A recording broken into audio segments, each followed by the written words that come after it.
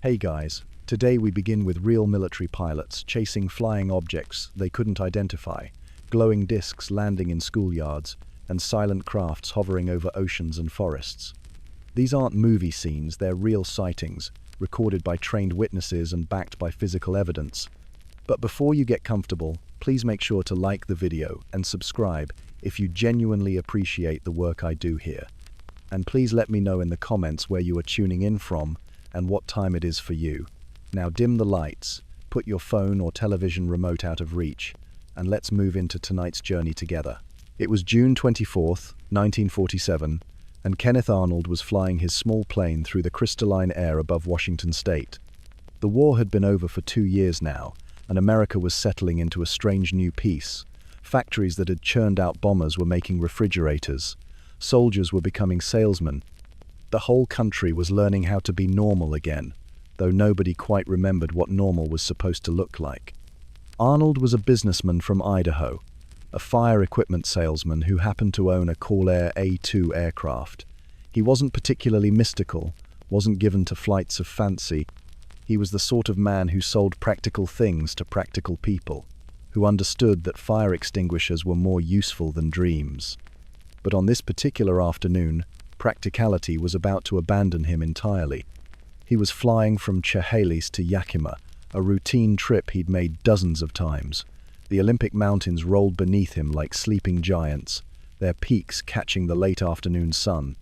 Mount Rainier loomed ahead, that massive volcanic sentinel that had watched over the Pacific Northwest for millennia. Arnold had decided to make a slight detour to search for a marine transport plane that had crashed somewhere in the area. There was a reward offered for finding the wreckage, and Arnold figured he might as well take a look while he was passing through. The air was unusually clear that day, the kind of clarity that makes you feel like you could see all the way to tomorrow. Arnold was cruising at about 9,200 feet, enjoying the view, when something caught his eye. A flash of light, like sunlight reflecting off metal. He assumed it was another aircraft, probably a military jet.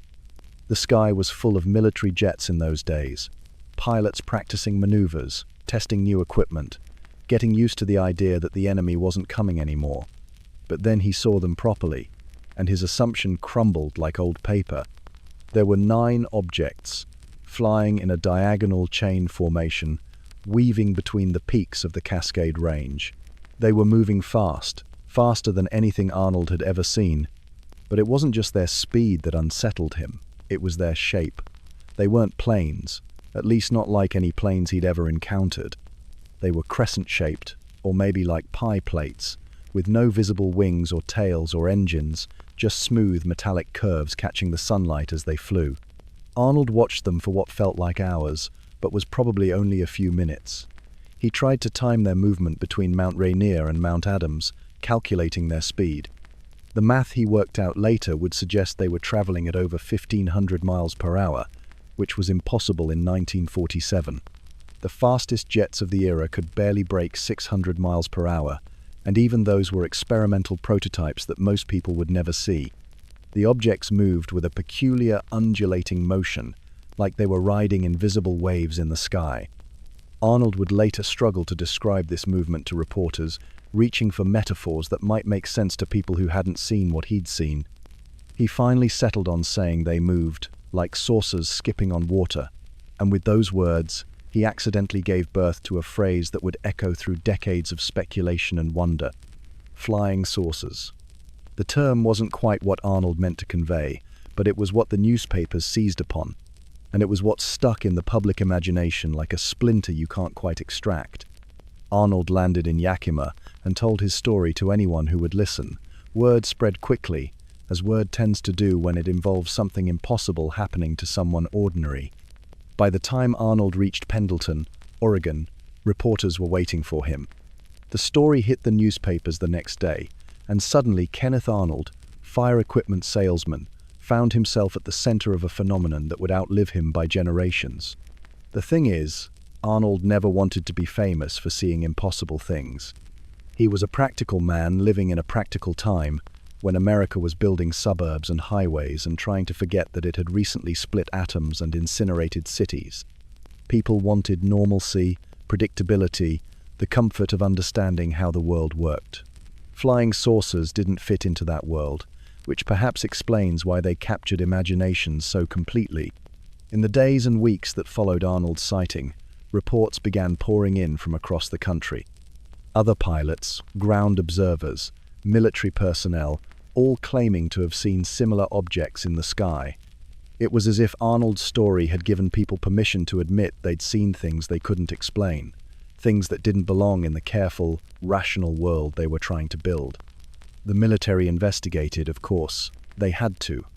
The Cold War was just beginning, and nobody wanted to take chances with unknown aircraft in American airspace. But their explanations felt thin, unsatisfying. Weather balloons, experimental aircraft, optical illusions, mass hysteria. All reasonable possibilities, perhaps, but somehow inadequate to explain what Arnold and hundreds of others claimed to have witnessed. And Kenneth Arnold himself? He maintained until his death that what he saw was real, was physical, was absolutely not a product of his imagination. He became a reluctant prophet of the UFO age, though he never seemed entirely comfortable with the role. He'd wanted to sell fire equipment and maybe find a crashed marine transport plane. Instead, he'd opened a door that America is still trying to close, or perhaps to step through. The skies above Mount Rainier look the same now as they did in 1947. The mountain still catches the afternoon light, still watches over the valleys and forests below with ancient patience. But something changed that day, some shift in how we think about the space above our heads. Kenneth Arnold saw 9 objects moving like saucers skipping on water, and suddenly the sky felt less like home and more like a frontier we hadn't even known existed. 3 weeks after Kenneth Arnold changed everything above Mount Rainier, the sky fell on a ranch near Roswell, New Mexico. Or at least, that's how Mac Brazel probably felt when he rode out on horseback that morning in early July to check on his sheep after a night of fierce thunderstorms. Brazel was a rancher, which meant he was accustomed to finding strange things scattered across his land after storms. Tumbleweeds, broken fence posts, the occasional piece of airplane debris from training flights out of the nearby airfield. The desert had a way of collecting the unwanted remnants of human ambition and redistributing them according to the whims of wind and weather. But what Brazel found on that July morning was different. Scattered across a section of his ranch were pieces of something that didn't quite make sense. There were metallic fragments, some kind of foil-like material that was impossibly light but wouldn't tear or bend properly. There were thin rods, almost like balsa wood but with a strange flexibility. And there were pieces of what looked like parchment paper, covered with symbols that resembled hieroglyphics but weren't quite like anything he'd seen before. Brazel gathered up some of the debris and took it to town, to Sheriff George Wilcox in Roswell. The sheriff examined the strange materials, turning them over in his hands with the careful attention of a man who'd learned that in law enforcement, even the strangest stories sometimes turned out to be true. The materials were odd enough that Wilcox decided to call the local military base, Roswell Army Airfield, home to the world's only nuclear bomber squadron. What happened next depends entirely on who you ask and when you ask them. According to the military's initial response, they sent out Major Jesse Marcel, an intelligence officer, to investigate. Marcel was no fool, no wide-eyed rookie easily impressed by weather balloons or unusual debris. He was a combat veteran, a man trained to identify aircraft and weapons, someone who knew the difference between a crashed B-29 and a farmer's imagination. Marcel examined the debris field and apparently decided it was significant enough to load a substantial amount of the material into his vehicle and drive it back to the base. On the way, he stopped at his home and showed some of the pieces to his wife and young son, telling them he'd found parts of a flying saucer. The boy, Jesse Marcel Jr., would remember that night for the rest of his life, would remember his father's excitement and certainty about what they were looking at. The next morning, July 8th, 1947, the Roswell Army Airfield issued a press release that sent shockwaves across a nation still getting used to the idea that impossible things were flying around in their skies. The release, authorized by Colonel William Blanchard, stated that the military had recovered a flying disc from a ranch near Roswell. The headlines practically wrote themselves, "RAF captures flying saucer on ranch in Roswell region." The story went out over news wires, reaching papers across the country within hours. For a brief, glorious moment, it seemed like official confirmation of what Kenneth Arnold and others had been reporting. The military had found one. They had physical proof. The mystery was solved. But then, almost as quickly as it had appeared, the story changed. General Roger Ramey, commanding officer of the 8th Air Force, called a press conference that same day. The debris that had been recovered, he announced, was not from a flying saucer at all. It was the remains of a weather balloon, a high-altitude research balloon used for meteorological observations. The whole thing had been a case of over-enthusiastic identification by junior officers. Nothing to see here, folks. Move along. To prove his point, Ramey had the debris displayed for photographers. The pictures show exactly what he claimed: the tangled remains of a weather balloon and its radar reflector, looking appropriately mundane and earthly. Major Marcel was photographed crouching next to the debris, but those who knew him noticed something odd about his expression. He looked like a man who'd been told to smile while swallowing something bitter. And that, officially, was the end of the Roswell incident. Case closed, story over, nothing more to discuss. Except the story refused to stay buried. Over the years, witnesses began to come forward. Not just Mac Brazel, who apparently was taken into military custody for several days and emerged reluctant to discuss what he'd found, but other people, local residents, military personnel, undertakers who claimed they'd been asked to provide small coffins. Their stories were fragmentary, sometimes contradictory, but they painted a picture of something more complex than a weather balloon recovery operation. Some claimed that what crashed near Roswell wasn't just a craft, but had occupants. Small, humanoid figures with enlarged heads and eyes, recovered along with the debris and taken to Wright-Patterson Air Force Base in Ohio for study. These accounts were whispered for decades, passed down like local folklore, dismissed by serious researchers as the inevitable embellishment that attaches itself to any good mystery. Mac Brazel himself lived with the story for the rest of his life, though he rarely spoke about it publicly after his experience with military interrogation. Neighbors said he seemed different after that week in July, more cautious, less inclined to talk about unusual things he might encounter on his ranch. The desert is full of strange sights and sounds, but perhaps some strangeness is better left unreported. Major Jesse Marcel, meanwhile, maintained until his death that what he'd recovered that day was not from any weather balloon or conventional aircraft. In interviews decades later, he insisted that the military had substituted the weather balloon debris for the photographs, that what he'd actually found was something far more extraordinary. His son, Jesse Jr., corroborated parts of his father's story, describing materials with properties unlike anything in conventional manufacturing.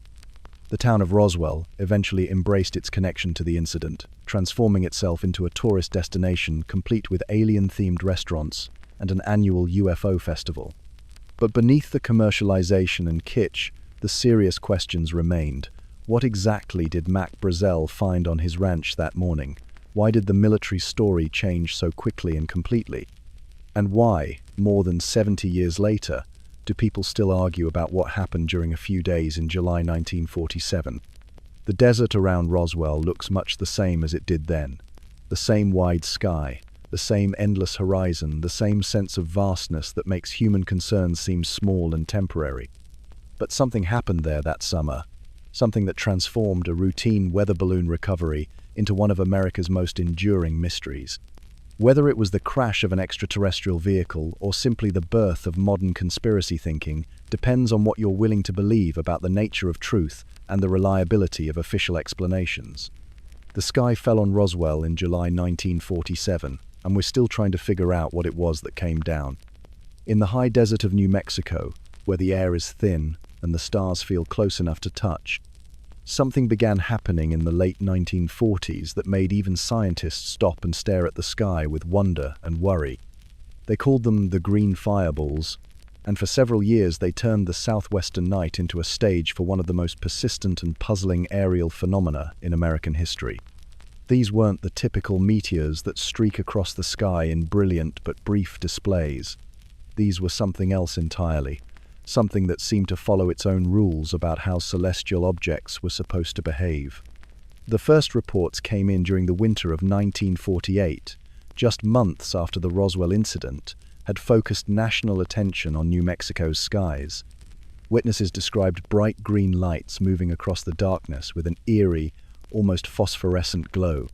Unlike meteors, which typically blaze white or yellow or orange as they burn up in the atmosphere, these objects glowed with a vivid emerald color that seemed almost artificially bright. But it was more than just their color that made the green fireballs unusual. Meteors follow predictable trajectories, entering the atmosphere at high speeds and burning out quickly as they encounter air resistance. The green fireballs, however, seemed to move horizontally across the sky, maintaining their altitude and brightness for much longer than any natural meteor should. Some witnesses reported seeing them make gentle turns or changes in direction, behaviors that defied everything scientists understood about how space debris interacts with Earth's atmosphere. The sightings were concentrated around some of America's most sensitive military installations. Los Alamos, where the atomic bomb had been developed, reported numerous green fireball encounters. Sandia National Laboratories, Kirtland Air Force Base, Holloman Air Force Base, all of these facilities found their personnel regularly reporting strange green lights in the sky. The timing and location of these sightings were troubling to military officials still adjusting to the realities of the Cold War. Dr. Lincoln La Paz, head of the Institute of Meteoritics at the University of New Mexico, was brought in to investigate. La Paz was no amateur stargazer or UFO enthusiast. He was a respected astronomer and meteor expert, someone who had spent his career studying the natural phenomena of the night sky. If anyone could explain the green fireballs, it would be him. But La Paz found himself increasingly puzzled as he studied the reports and interviewed witnesses. The objects didn't behave like any meteors he'd ever encountered. They were too slow, too horizontal, too persistent. They appeared to be under some kind of control, following flight paths that seemed deliberate rather than random.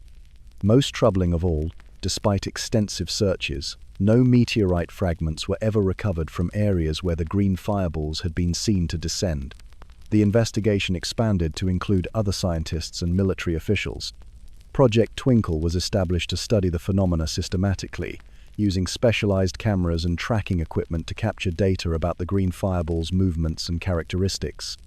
The project represented a serious, scientific approach to understanding something that seemed to exist at the boundary between natural phenomenon and technological mystery. For months, teams of researchers monitored the New Mexico skies, waiting for the green fireballs to appear. They set up observation posts, calibrated instruments, and developed protocols for documenting any sightings. It was methodical, careful work, the kind of systematic investigation that should have provided clear answers about what was happening in the desert night. But the green fireballs seemed to sense they were being watched. Reports became less frequent, and when the objects did appear, they often did so in areas not covered by the monitoring equipment.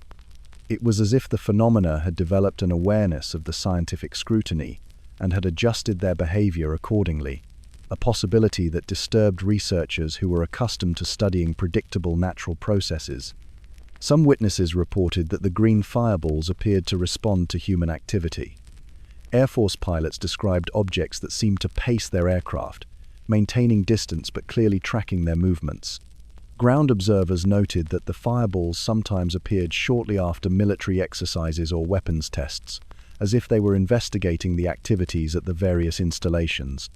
The scientific community was divided about how to interpret the data.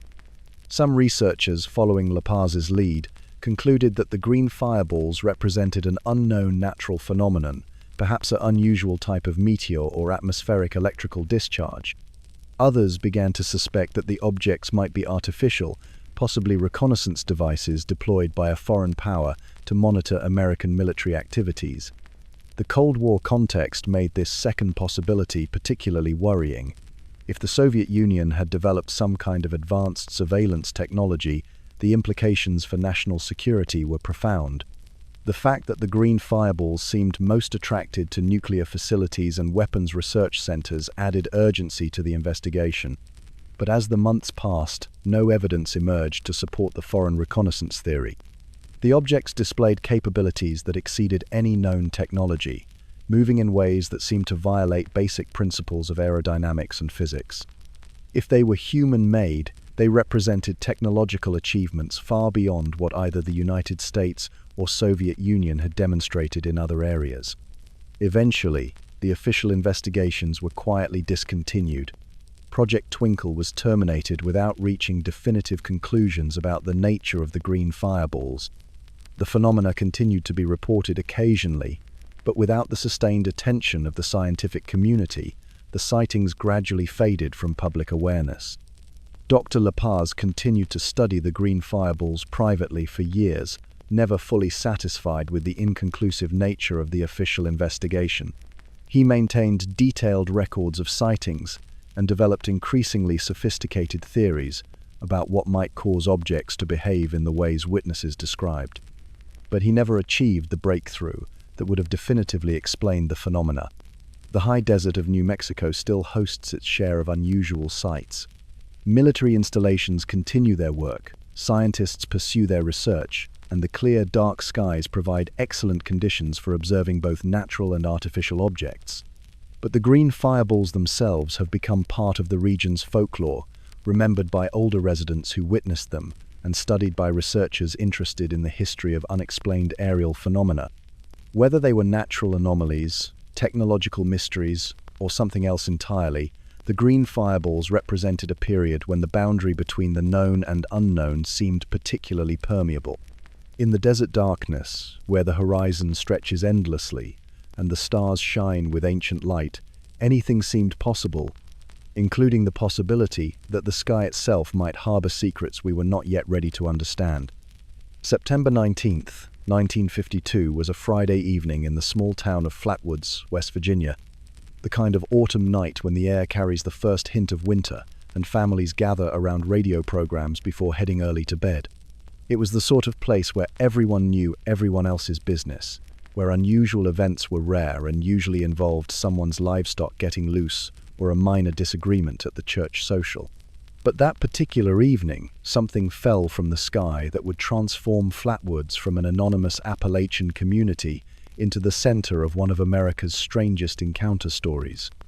It began with the children, as these stories often do. A group of local boys were playing near the Flatwoods Elementary School when they saw what they initially took to be a meteor streaking across the darkening sky.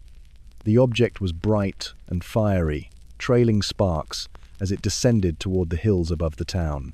But instead of burning out or crashing with the explosive impact typical of space debris, the object seemed to settle gently behind the tree line on a hill owned by a local farmer named Bailey Fisher. The boys were excited rather than frightened. In 1952, space travel was still the stuff of science fiction serials and comic books, but meteor sightings were common enough in rural areas. What they'd witnessed was unusual but not necessarily alarming.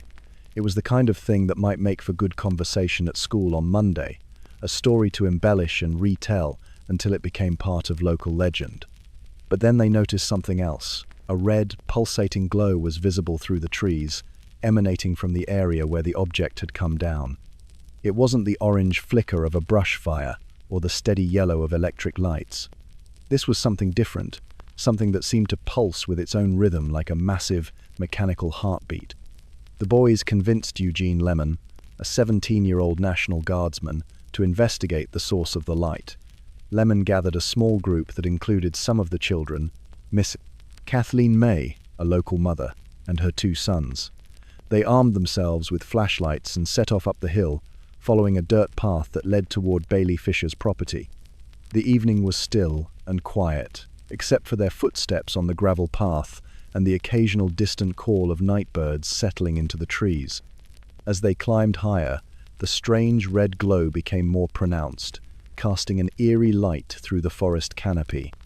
The air seemed to carry an unusual smell, something acrid and metallic that reminded some of the group of burning electrical components. When they reached the crest of the hill, they found themselves at the edge of a small clearing. In the center of the open space, they could see what appeared to be a large, dark object, roughly spherical or oval in shape. It was difficult to make out details in the dim light, but the object seemed to be sitting on the ground rather than embedded in it, as if it had landed rather than crashed. but it was what they saw near the object that would haunt their memories for the rest of their lives.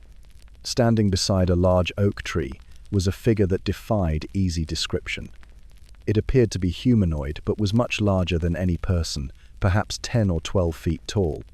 The figure had a dark, bulky body that seemed to be covered in some kind of metallic clothing or skin. Most unsettling of all was its head, which was elongated and pointed, glowing with the same red light they'd seen from a distance.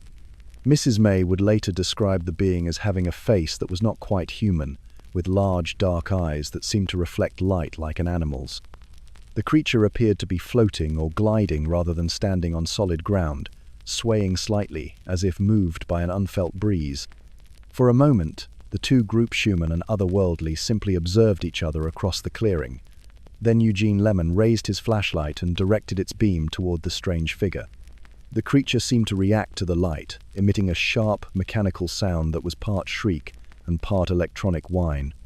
It began to move toward them with a gliding motion that was both graceful and deeply unnatural. That was enough for the investigation party. They turned and ran back down the hill, stumbling through the darkness, driven by a primal fear that overcame their curiosity. Mrs. May later reported that several members of the group became physically ill after the encounter, experiencing nausea and throat irritation that persisted for days. When they reached town, they immediately reported their experience to the local sheriff and contacted newspaper reporters. Word of the encounter spread quickly through the community and beyond, attracting attention from UFO investigators and curious visitors from across the region. The next day, investigators returned to the site of the encounter. They found evidence of something unusual having occurred: an area of flattened grass in the clearing, a lingering metallic odor, and what appeared to be skid marks on the ground. But the object and its occupant were gone, leaving only traces and the vivid memories of the witnesses. The Flatwoods Monster, as it came to be known, became the subject of intense debate and investigation. Skeptics suggested that the witnesses had encountered an owl perched in the tree, its eyes reflecting their flashlight beam and creating an illusion of a larger, more mysterious creature. The swooping, gliding motion could be explained by the owl taking flight when startled. But the witnesses rejected these explanations. They insisted that what they'd seen was far larger and more substantial than any owl, and that the accompanying object in the clearing could not be dismissed as misidentification. Mrs. May, in particular, maintained her account of the encounter throughout her life, never wavering in her description of events, despite years of skepticism and ridicule. The incident attracted the attention of UFO researchers and government investigators, though official interest seemed to fade quickly. Unlike some other cases from the same period, the Flatwoods encounter was not subjected to extensive military investigation or debunking efforts. It remained primarily a local story, part of West Virginia folklore, rather than national security concern. Over the years, Flatwoods embraced its connection to the monster encounter. The town held festivals celebrating the event, erected monuments to commemorate the sighting, and welcomed tourists interested in UFO history. But for those who were there that September night, the encounter remained a defining moment, a brief glimpse into possibilities that exist beyond the comfortable boundaries of everyday experience. The hills above Flatwoods still look much the same as they did in 1952. The same dirt paths wind through the forest, the same clearings open suddenly in the woods, the same stars shine down on the Appalachian landscape. But for those who believe the witnesses, those hills also represent something more, a place where the impossible briefly became real, where ordinary people encountered something that challenged everything they thought they knew about the nature of reality. Whether it was an extraterrestrial visitor, a misidentified animal, or something else entirely, the Flatwoods Monster remains one of West Virginia's most enduring mysteries, a reminder that even in the most familiar places, the unknown might be just a flashlight beam away. In the early 1980s, the Hudson Valley of New York became the stage for one of the most sustained and well-documented series of UFO sightings in American history. For several years, residents across Westchester, Putnam, and Dutchess counties found themselves witnesses to aerial displays that challenged conventional understanding of aircraft capabilities and government transparency. It began quietly, as these phenomena often do, with scattered reports from individual witnesses who weren't sure what they'd seen or whether anyone would believe them.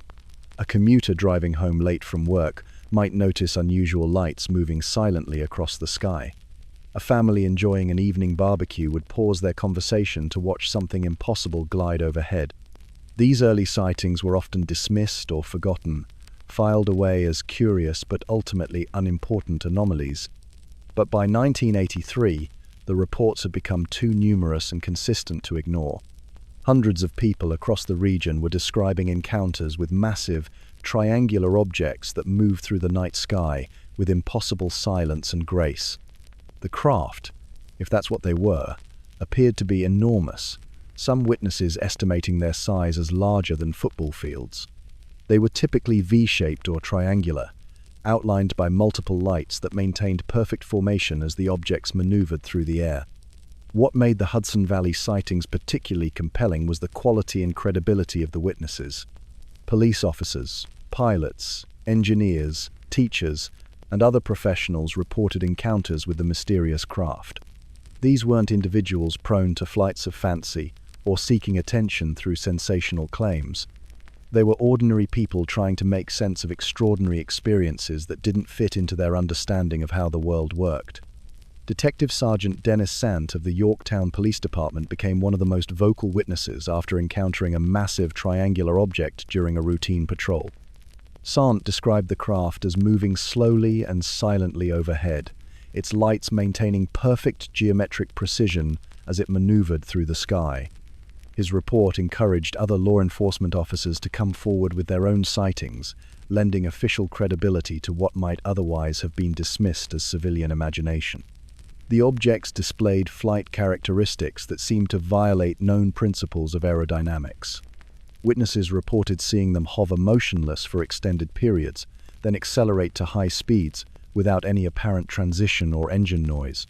They could make sharp turns that would generate G-forces fatal to human occupants, yet they moved with fluid grace that suggested some form of advanced propulsion or control system. Most puzzling of all, the craft seemed to be aware of their observers. Multiple witnesses reported that the objects would respond to human attention, sometimes approaching closer when people gathered to watch, other times departing rapidly when too much attention was focused on them.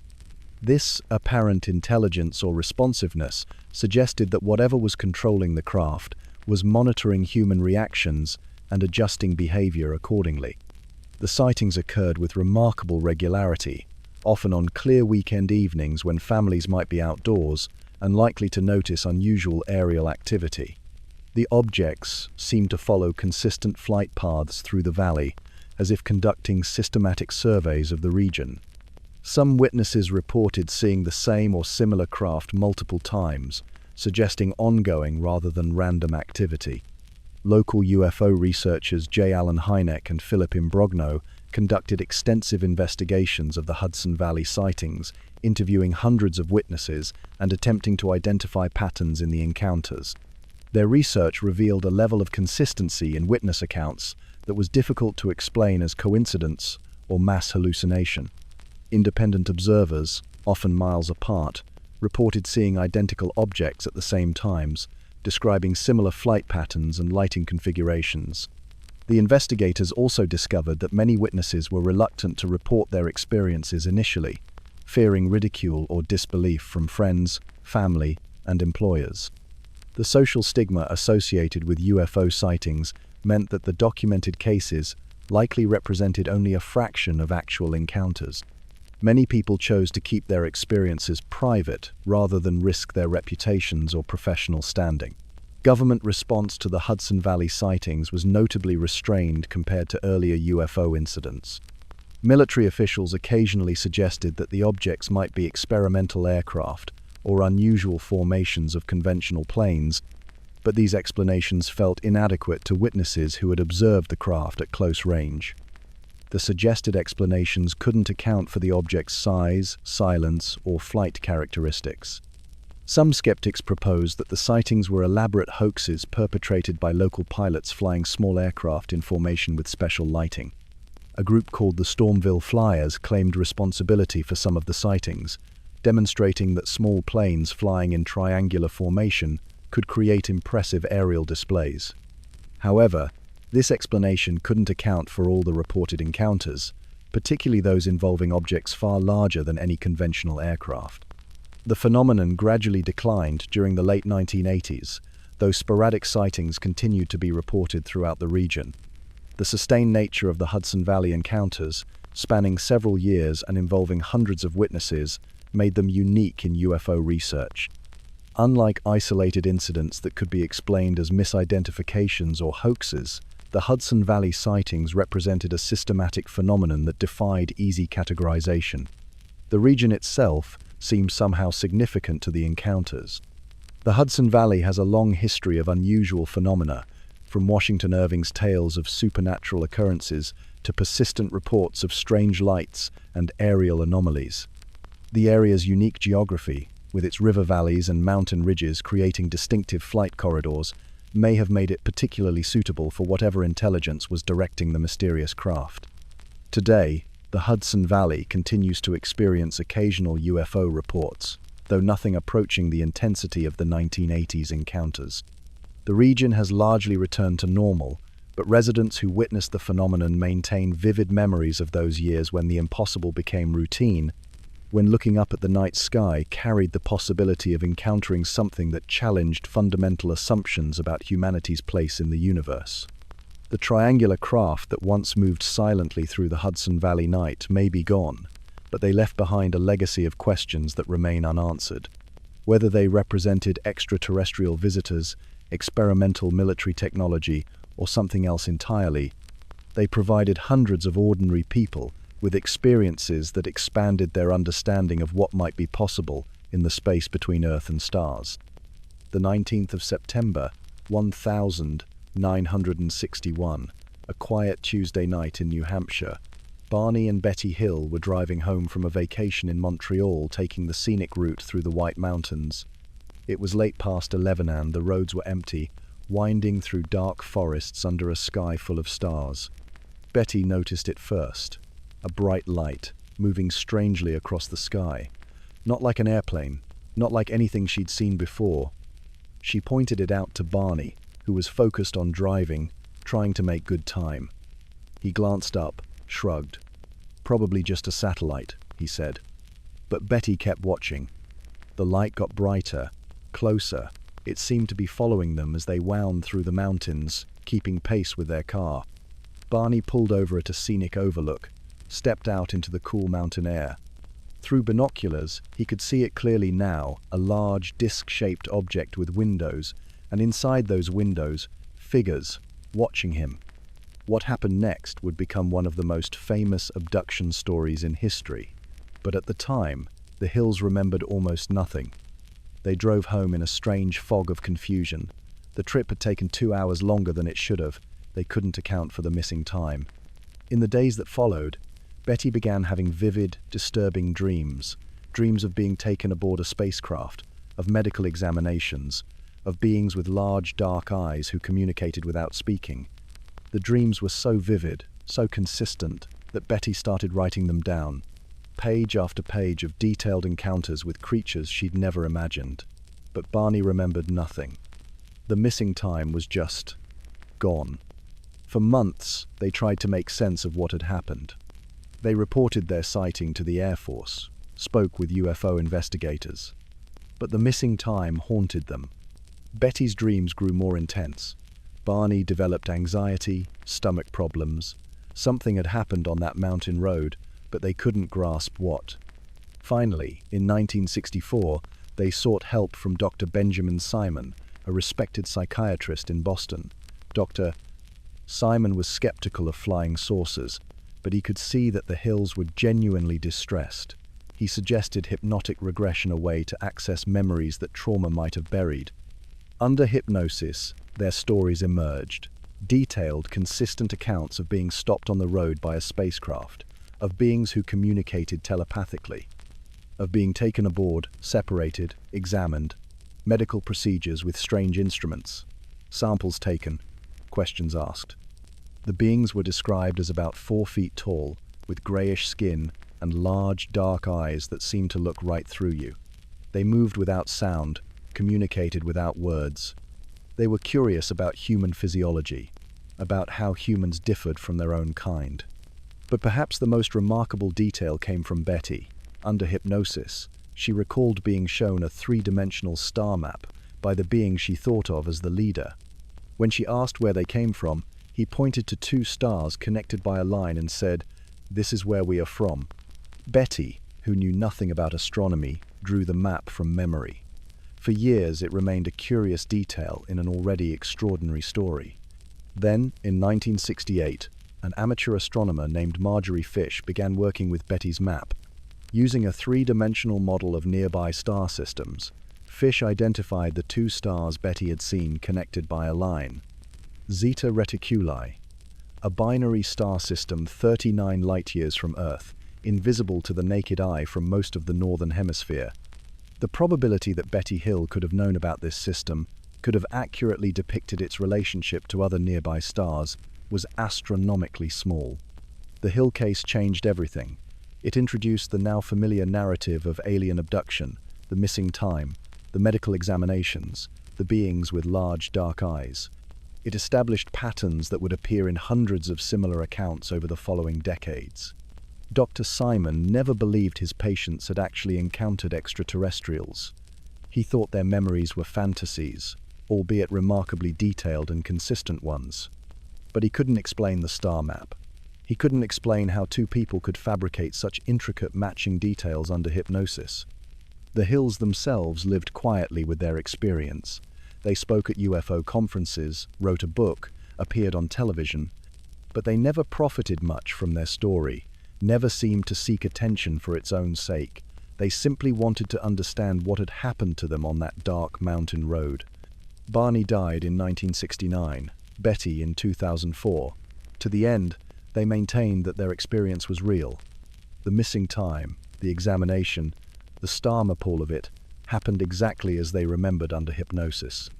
Whether you believe them depends on what you think is possible in our vast, mysterious universe. The 24th of April, 1964, Socorro, New Mexico. A quiet desert town where nothing much ever happened, and Police Sergeant Lonnie Zamora liked it that way.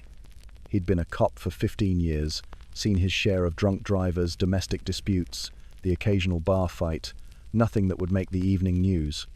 Around 6 in the evening, Zamora was chasing a speeding car south of town when he heard a loud roar and saw flames in the sky. The sound was unlike anything he'd heard before, not a jet engine, not thunder. Something else entirely. His police training kicked in. There might be an explosion, someone in trouble. He abandoned the chase and headed toward the sound. The road led him to a remote arroyo, a dry gully surrounded by scrub brush and scattered rocks. As he crested a hill, Zamora saw something that stopped him cold. In the distance, maybe 200 yards away, was a shiny, metallic object sitting on the desert floor. Oval-shaped, about the size of a large car, with no visible wings or wheels. And near the object, 2 figures in white coveralls. Zamora thought he'd stumbled onto a crashed aircraft. He radioed for backup and approached carefully, his police car bouncing over the rough terrain. But as he got closer, maybe 100 yards away, the figures seemed to notice him. They moved quickly, with a strange, flowing motion, and disappeared behind the object. Then the roar started again.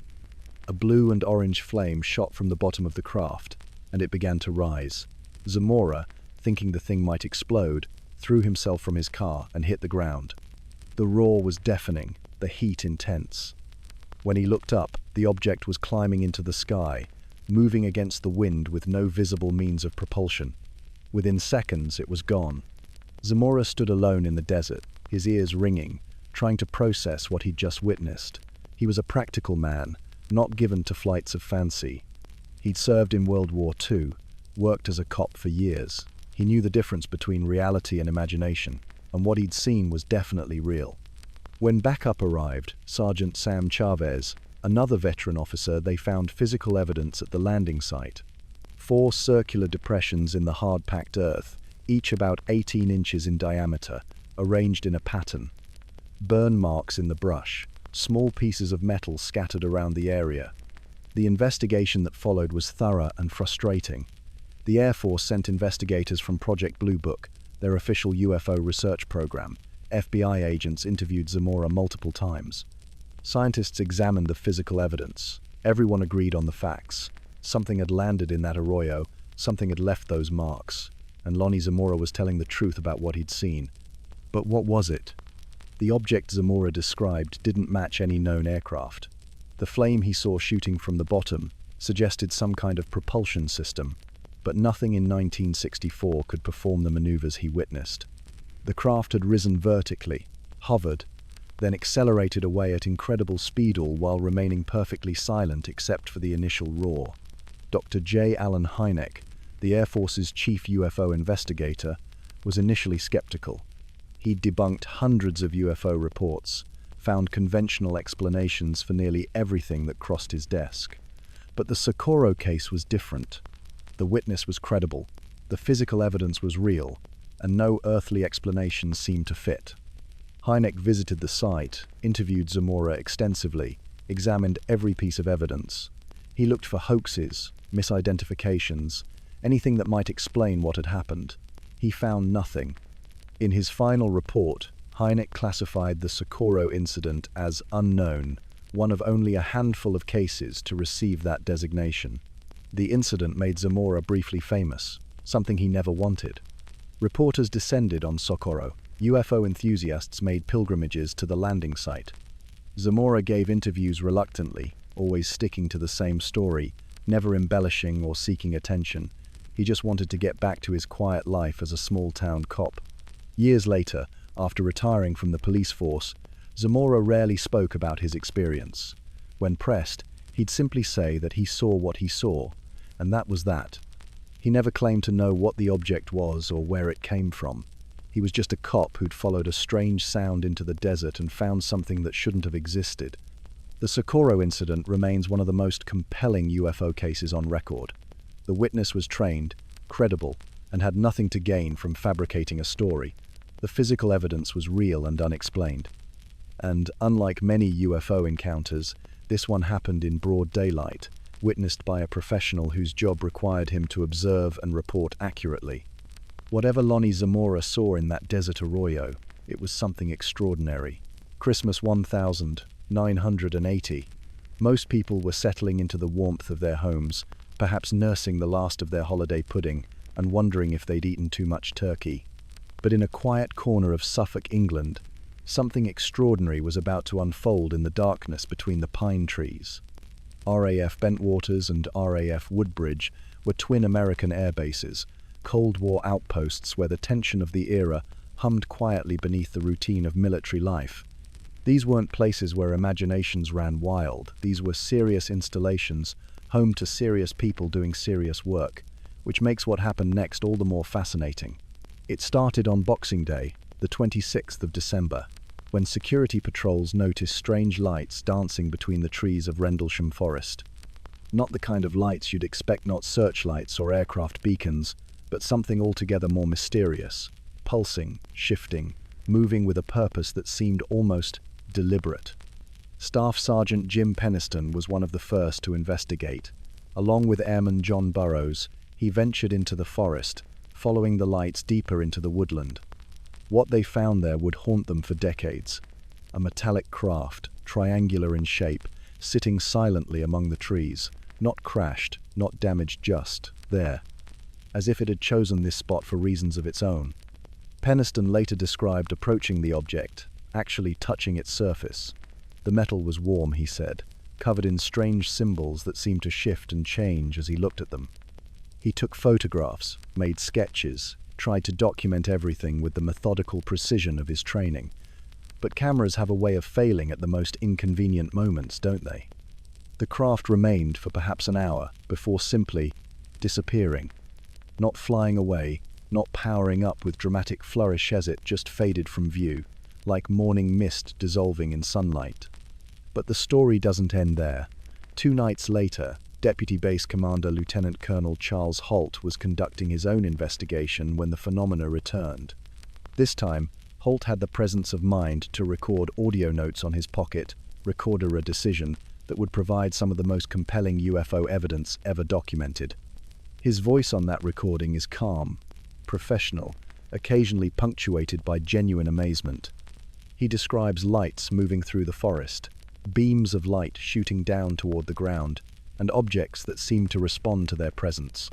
At one point, he notes that the mysterious lights appear to be scanning the nuclear weapons storage area, detail that adds another layer of intrigue to an already extraordinary account. The British Ministry of Defence investigated, of course. Their conclusion? Nothing of defence significance had occurred. A diplomatic way of saying they found nothing threatening, while carefully avoiding saying they found nothing at all. The official explanation suggested the lights were probably the Orford Ness lighthouse, visible through the trees. A reasonable theory, except for one small problem: the lighthouse beam couldn't account for many of the phenomena described by multiple trained observers.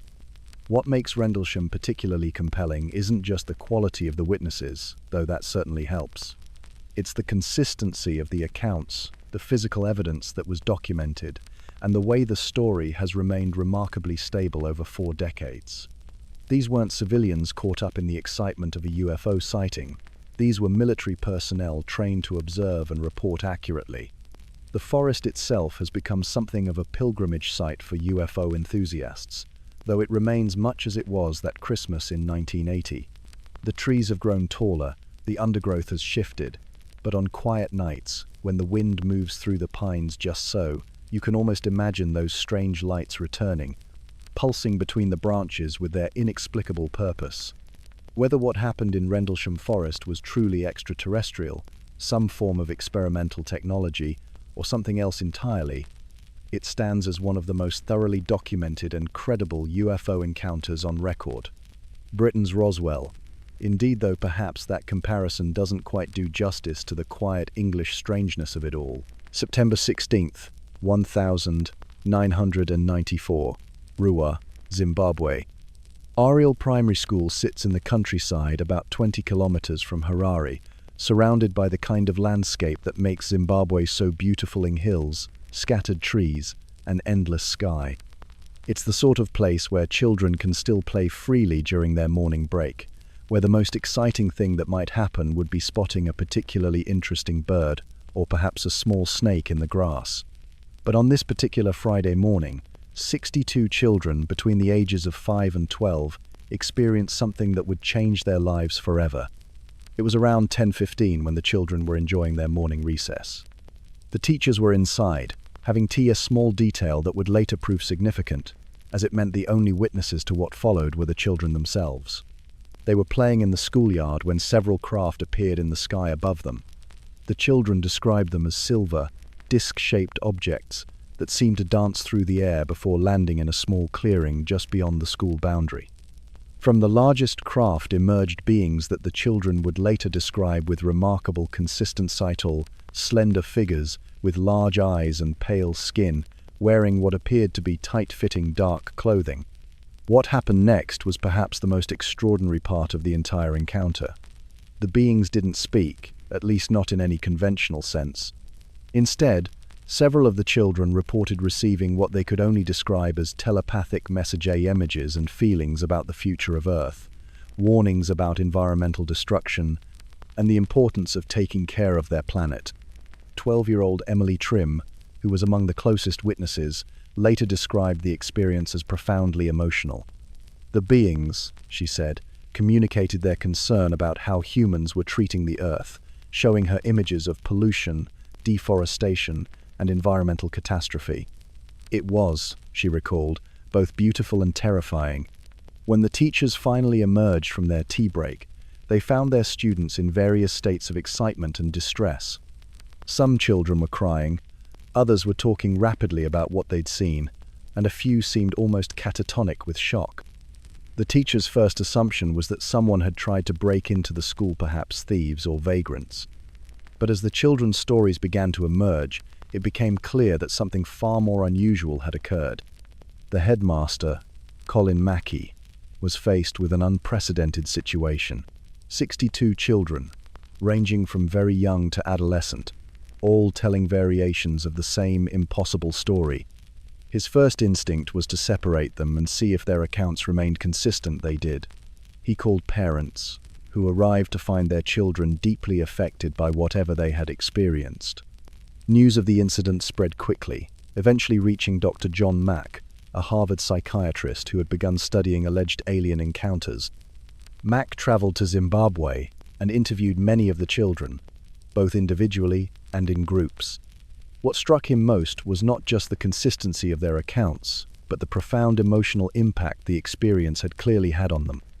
The children drew pictures of what they had seen, remarkably similar images of craft and beings that they created independently of one another. Years later, when researchers returned to interview the witnesses as adults, their stories remained essentially unchanged. They were still moved to tears when describing the environmental messages they claimed to have received. Skeptics have proposed various explanations over the years. Perhaps it was a shared hallucination, brought on by suggestion and the natural tendency of children to elaborate on stories. Maybe local aircraft or helicopter activity was misinterpreted and then embellished through retelling. Some have suggested that the environmental message component was influenced by the children's awareness of ecological issues from their schoolwork. But these explanations struggle with certain aspects of the case. The consistency of the accounts across such a wide age range is unusual. Younger children typically struggle to maintain elaborate fictions and would be unlikely to coordinate their stories so effectively. The emotional impact on the witnesses also seems disproportionate to what you might expect from a misidentified conventional event. The Ariel School incident remains one of the most compelling mass UFO sightings on record, partly because of the number of witnesses, but mostly because of their age. Children, particularly young children, are generally considered less likely to participate in elaborate hoaxes or to have their perceptions filtered through adult expectations about what UFOs should look like. Today, many of those children are adults, living ordinary lives around the world. But when they speak about that September morning in 1994, something in their voices suggests that whatever they experienced in that Zimbabwean schoolyard continues to shape how they see the world and our place in it. November 5th, 1975. The Sitgreaves National Forest in Arizona stretches endlessly under a canopy of stars, its silence broken only by the distant hum of a logging crew's truck winding through mountain roads. 7 men are heading home after a long day of thinning trees, their workday extending well past sunset. The headlights cut through the gathering darkness as they navigate the familiar Forest Service roads, tired and ready for dinner. But this ordinary Tuesday evening is about to become anything but ordinary. Travis Walton sits in the back of the crew truck, 22 years old and known around town as a reliable worker. He's been logging these forests for years, knows every ridge and ravine. The other 6 men in the truck are his friends, his co-workers, his witnesses to what's about to unfold. Mike Rogers drives, his hands steady on the wheel, while the others chat quietly about tomorrow's work schedule. Then someone sees the light. It starts as a glow through the trees, golden and pulsing, hovering just above a clearing about 100 yards ahead. Rogers slows the truck, and 7 pairs of eyes strain to make sense of what they're seeing. It's not a campfire. It's not a helicopter. It's a disc-shaped object, perhaps 15 feet across, suspended motionless in the air with a soft, amber luminescence that seems to breathe. The truck stops. The engine idles. For several long moments, nobody speaks. Travis Walton, impulsive and curious, opens the truck door and steps out onto the forest floor. His boots crunch softly on pine needles as he walks toward the hovering craft, drawn by a mixture of fascination and disbelief. The other men call after him, "Come back, get in the truck. This isn't safe," but Travis keeps walking. He approaches to within about 15 feet of the object when it suddenly comes alive. The gentle glow intensifies, shifting from amber to brilliant blue-white. The disc tilts slightly, as if acknowledging his presence, and then it happens. A beam of light shoots downward from the craft, striking Travis square in the chest. The impact lifts him off his feet and throws him backward through the air. He hits the ground hard and lies motionless, his body smoking slightly in the alien light. The 6 men in the truck witness this in stunned silence for perhaps 3 seconds before panic takes hold. Mike Rogers guns the engine and the truck tears away from the clearing. branches scraping against the windows as they flee down the mountain road. They're terrified, convinced they've just watched their friend die, certain that whatever killed Travis might come for them next. But guilt follows close behind fear. After driving several miles, Rogers stops the truck. The men sit in the darkness, breathing hard, trying to process what they've witnessed. They know they have to go back. They know they can't leave Travis alone in those woods, dead or alive. When they return to the clearing 20 minutes later, both Travis and the craft are gone. Only the smell of ozone lingers in the cool mountain air. The men drive to town and call the sheriff. Their story sounds impossible, but their terror is genuine. Deputy Sheriff Chuck Ellison arrives at the Walton family home near midnight to deliver news that no mother should ever hear. Your son has vanished, and 6 men claim they saw him struck down by a beam of light from a flying saucer. The search begins immediately. Volunteers comb the forest with flashlights and dogs, looking for any trace of Travis Walton. The authorities suspect foul play. 6 men with a bizarre alibi and no body to be found. Polygraph tests are administered. All 6 men pass, their physiological responses confirming that they believe completely in their impossible story. Days pass. The media arrives, drawn by the strangeness of the case. Reporters interview the crew members, the family, anyone with a connection to the missing logger. The men stick to their story despite growing pressure and skepticism. They describe the craft, the beam of light, the terrible moment when Travis was struck down and thrown through the air like a rag doll. 5 days after the incident, Travis Walton calls his sister from a phone booth 12 miles from the abduction site. He's disoriented, dehydrated, and has no clear memory of where he's been. To him, only a few hours have passed since he approached that glowing disc in the forest clearing. The reunion is emotional but brief. Travis is taken to a hospital where doctors find him malnourished and confused but otherwise unharmed. Slowly, in fragments and nightmares, memories begin to surface. He recalls waking up on a table, surrounded by small grey beings with large dark eyes. He remembers a larger, more human-like figure leading him through corridors aboard what seemed to be a spacecraft. He describes medical examinations, bright lights, and the overwhelming sensation of being studied like a laboratory specimen. But the memories are incomplete, dreamlike, impossible to verify. Critics point to inconsistencies in his account, the convenient gap in his recall, the lack of physical evidence. Supporters note the passing polygraph tests, the genuine trauma exhibited by all 7 men, and the inexplicable nature of Travis's 5-day disappearance. The Travis Walton case becomes one of the most famous alleged alien abductions in history, inspiring books, documentaries, and a Hollywood film. But for the 7 men who lived through that November evening in the Arizona forest, no amount of publicity can erase the memory of watching their friend struck down by something that shouldn't exist. Travis Walton himself, now decades older, continues to tell his story. He describes those missing 5 days not as an adventure but as a trauma, a violation that changed the course of his life forever. Whether you believe his account or not, the sincerity of his telling remains undeniable. And somewhere in the Sitgreaves National Forest, the trees grow tall and silent, keeping their secrets in the mountain darkness. The year is 1952, and America finds itself in the grip of an unprecedented phenomenon. Flying saucers, once dismissed as the fantasy of cranks and attention seekers, are now being reported by airline pilots, military personnel, and respected citizens across the nation. The reports are too numerous to ignore, too credible to dismiss, and too strange to easily explain. In the corridors of the Pentagon, concern is mounting. The Cold War has settled into its uncomfortable rhythm of mutual suspicion between the United States and Soviet Union. Every unusual aircraft, every unexpected radar contact, every mysterious light in the sky raises the possibility of enemy reconnaissance or some breakthrough in Soviet aviation technology. The flying saucer reports, scattered and inconsistent though they may be, represent a potential intelligence failure of catastrophic proportions. What if these objects are real? What if they represent Soviet aircraft using technology unknown to American scientists?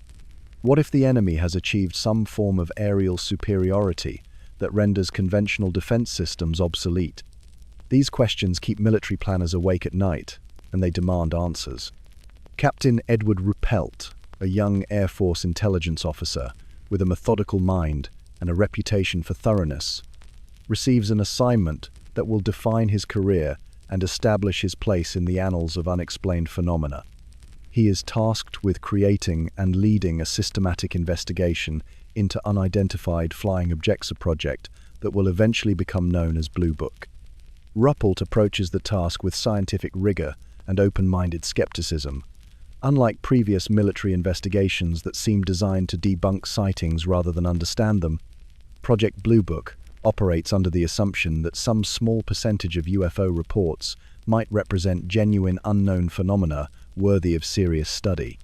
The project establishes headquarters at Wright-Patterson Air Force Base in Ohio, where a small team of investigators begins the painstaking work of cataloging, analyzing, and attempting to explain thousands of sighting reports.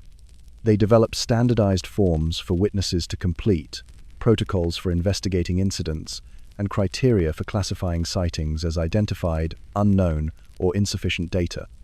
The work reveals patterns that are both reassuring and troubling. Many reports can be readily explained as misidentifications of conventional aircraft, weather balloons, celestial objects, or atmospheric phenomena. Venus, shining brilliantly in the evening sky, accounts for dozens of UFO sightings each month. Temperature inversions create radar anomalies that confuse operators into reporting impossible aerial maneuvers. But a stubborn percentage of cases resist explanation. Professional pilots report structured craft executing turns that would kill any human occupant. Radar operators track objects accelerating from 0 to thousands of miles per hour in seconds. Multiple independent witnesses describe identical phenomena occurring simultaneously across vast distances. Ruppelt and his team find themselves walking a delicate line between scientific inquiry and national security concerns. They must investigate reports thoroughly enough to identify genuine threats while avoiding public panic that might result from acknowledging the reality of truly unexplained aerial phenomena. The pressure intensifies during the summer of 1952, when a series of spectacular UFO sightings over Washington, D.C. brings the phenomenon directly to the nation's capital. Radar operators at National Airport track unknown objects maneuvering around the White House and Capitol building. Fighter jets are scrambled, but the objects vanish whenever interceptors approach, only to reappear once the military aircraft depart. The Washington sightings generate headlines around the world and force the Air Force to hold the largest press conference since World War II. General John Samford, the Air Force Director of Intelligence, faces a room full of reporters and attempts to explain the inexplicable. He suggests temperature inversions and radar anomalies, while privately acknowledging that such explanations don't account for all aspects of the incidents. Behind closed doors, the investigation continues with increased urgency. Project Blue Book expands its staff and refines its procedures, but the fundamental challenge remains unchanged. How do you study phenomena that seem to operate outside the accepted laws of physics, using scientific methods designed for conventional analysis? The project's files grow thick with witness testimonies, photographs, radar data, and investigative reports. Some cases are solved quickly. Bright Meteor explains a series of sightings across multiple states, or experimental military aircraft accounts for reports of unusual craft near a classified installation. Others remain stubbornly mysterious despite exhaustive investigation. Captain Ruppelt establishes relationships with civilian UFO researchers, academic scientists, and independent investigators. He recognizes that the phenomenon extends beyond military concerns and requires broader scientific engagement. The Air Force, however, remains primarily interested in potential threats to national security rather than contributions to human knowledge. As months turn to years, Project Blue Book evolves from an emergency response to unexplained sightings into an institutional fixture within the Air Force intelligence apparatus. The project will continue for nearly 2 decades, investigating over 12,000 reports and officially explaining all but a small percentage as misidentifications or hoaxes. Yet even as the official machinery of investigation grinds forward, questions linger in the minds of those closest to the phenomena. Captain Ruppelt himself, years later, will write about cases that defied conventional explanation and witnesses whose credibility remained unshakable despite the impossibility of their reports. The creation of Project Blue Book represents both the triumph of systematic inquiry over panic and prejudice and the limits of institutional investigation when confronted with truly anomalous phenomena. It establishes protocols that will influence UFO research for generations, while simultaneously demonstrating the difficulty of studying something that may not want to be studied. In the quiet offices at Wright-Patterson Air Force Base, filing cabinets hold thousands of reports from ordinary people who witnessed extraordinary things. Each file represents a mystery, a moment when the familiar world revealed something unexpected and unsettling lurking just beyond the edges of human understanding. March 13th, 1997. The Arizona desert stretches endlessly under a canopy of stars, its silence broken only by the distant hum of evening traffic filtering through the sprawling suburbs of Phoenix.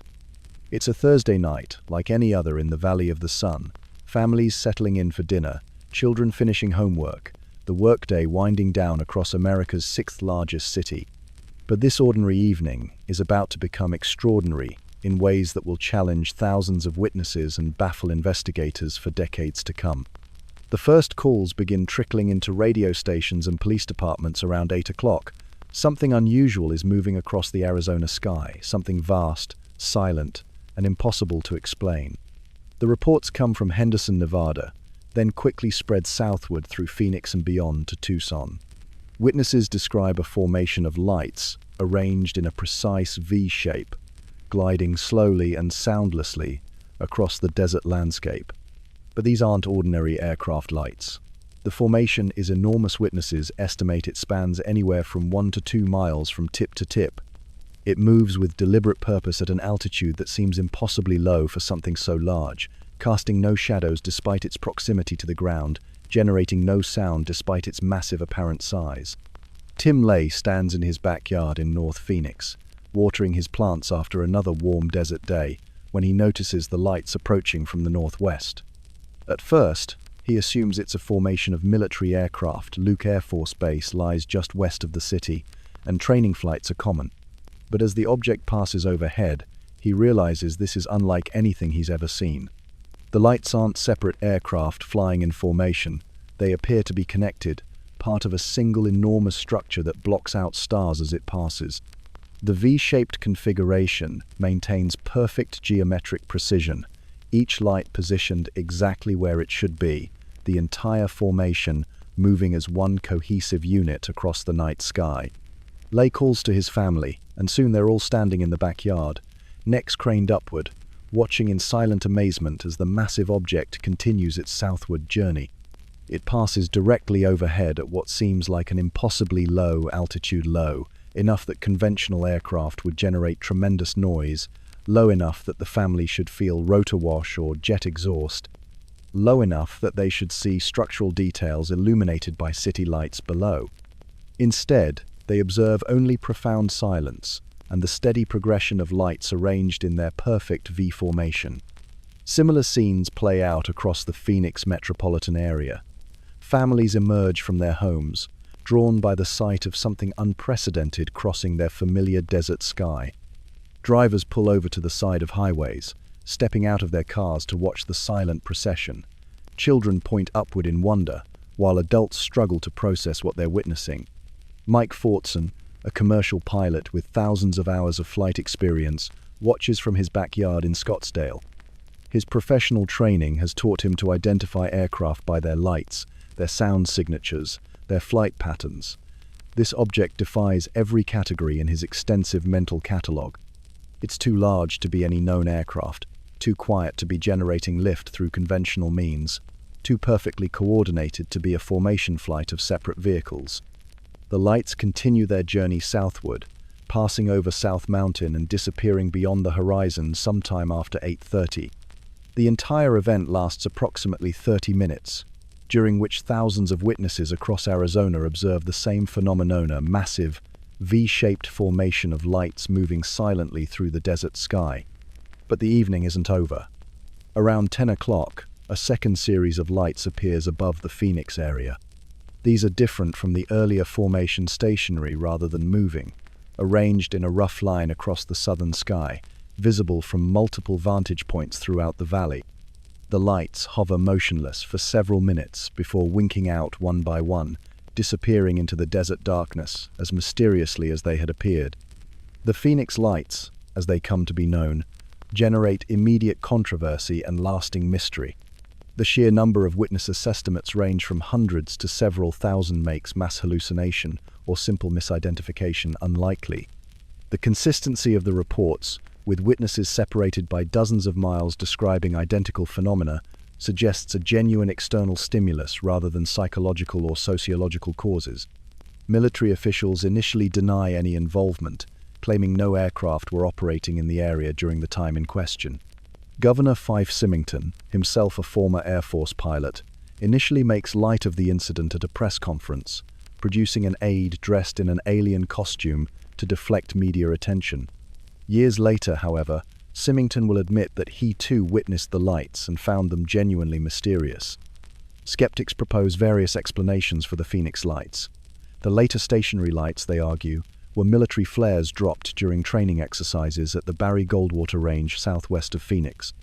The timing and location of these flares, they claim, created an optical illusion of hovering lights when viewed from the valley floor.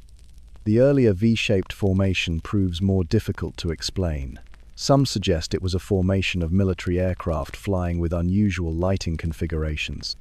Others propose it was a single large aircraft, perhaps a stealth bomber or experimental craft, that created the illusion of separate lights through some unknown means. But none of these explanations fully account for the witnesses' descriptions. Military flares don't maintain perfect geometric formations for 30 minutes while traveling across hundreds of miles.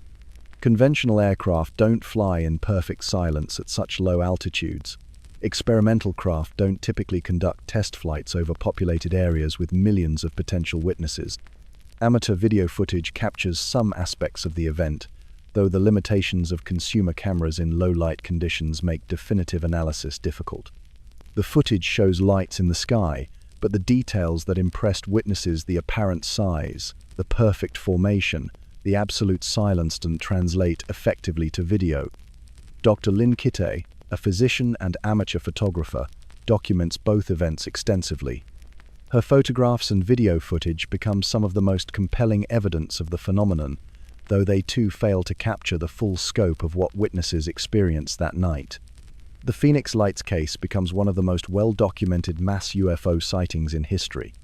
The number of witnesses, the duration of the event, and the consistency of reports across a wide geographic area make it difficult to dismiss or explain away. Yet despite exhaustive investigation by both believers and skeptics, no definitive explanation emerges. For the thousands of people who witnessed the lights that March evening, the experience remains vivid and inexplicable decades later. They describe a sense of awe mixed with confusion, the profound strangeness of seeing something that challenged their basic assumptions about what's possible in the familiar sky above their desert home.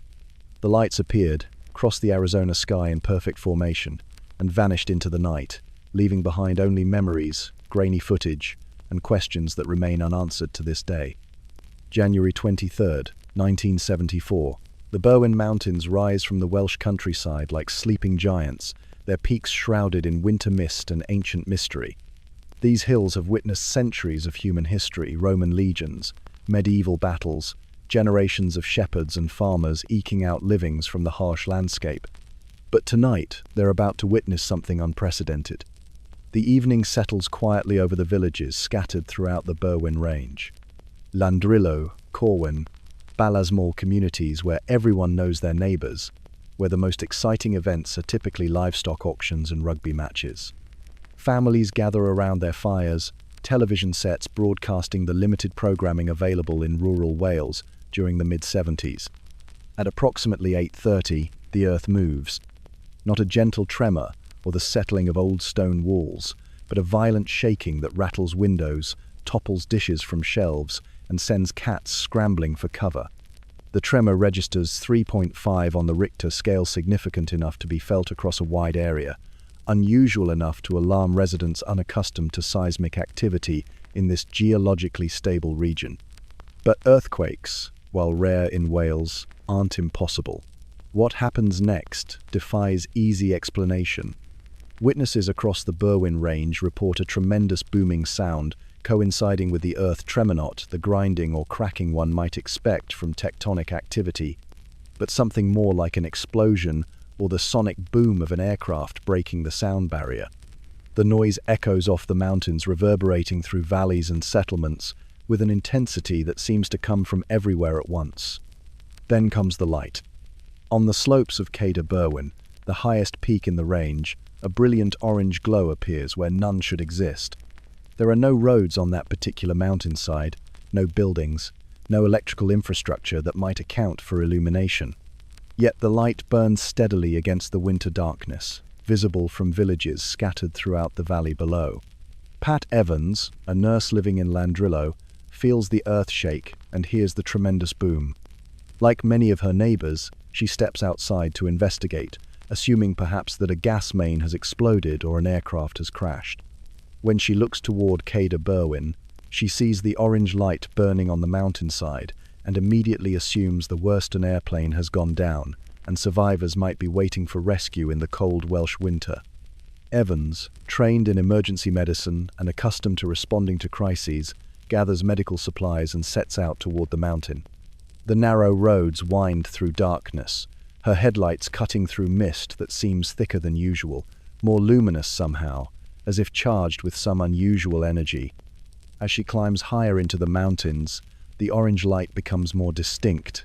It's not the flickering glow of a fire or the harsh illumination of aircraft wreckage. Instead, it appears steady and contained, almost geometric in its precision. Other lights become visible as well, smaller points of illumination scattered around the main glow, pulsing gently in the mountain darkness. But when Evans reaches the area where the lights appeared to originate, she finds nothing. No wreckage, no survivors, no explanation for the illumination that drew her up the mountain. The lights have vanished, leaving only the cold Welsh night and the growing certainty that whatever she witnessed wasn't a conventional aircraft accident. Other witnesses report similar experiences throughout the evening. Farmers see lights moving across the mountainsides in patterns, unlike any natural phenomenon. Motorists observe bright objects hovering above the peaks before disappearing into the low clouds. Police receive dozens of calls about strange lights, unusual sounds, and the general sense that something extraordinary is occurring in the Berwyn Mountains. The official response comes swiftly. Investigators arrive to examine the possibility of an aircraft crash, but no wreckage is found despite extensive searches. Seismologists confirm the earth tremor, but can't adequately explain its cause. The Berwyn Mountains aren't located near any active fault lines, and the tremor's characteristics don't match typical tectonic activity. The Royal Air Force acknowledges no missing aircraft. Commercial aviation authorities report no flights in distress. Meteorologists can't account for the unusual lights using conventional atmospheric phenomena. Each official explanation eliminates another mundane possibility, leaving investigators with an increasingly puzzling set of circumstances. Local residents, however, begin to share stories that paint a more complex picture. Some report seeing military vehicles in the area shortly after the incident, unmarked trucks and personnel who seemed unusually interested in keeping civilians away from certain areas of the mountainside. Others describe low-flying helicopters conducting searches in the days following the event, though no official search and rescue operation is acknowledged.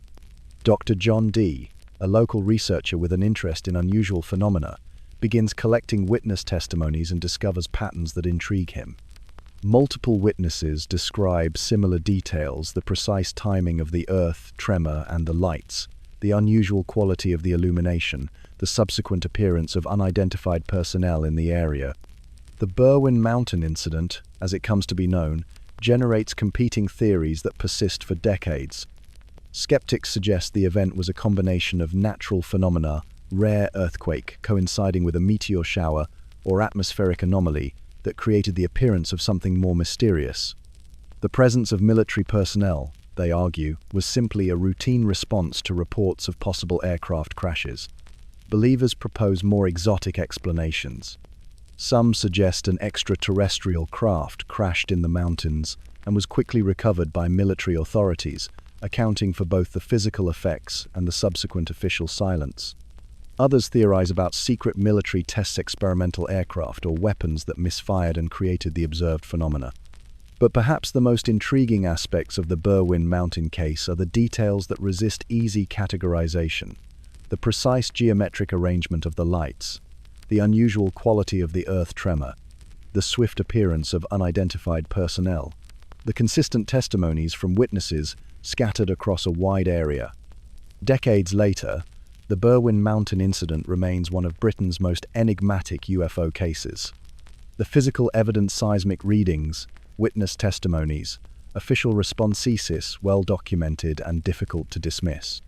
Yet no explanation, conventional or otherwise, adequately accounts for all aspects of what occurred that January evening in the Welsh mountains.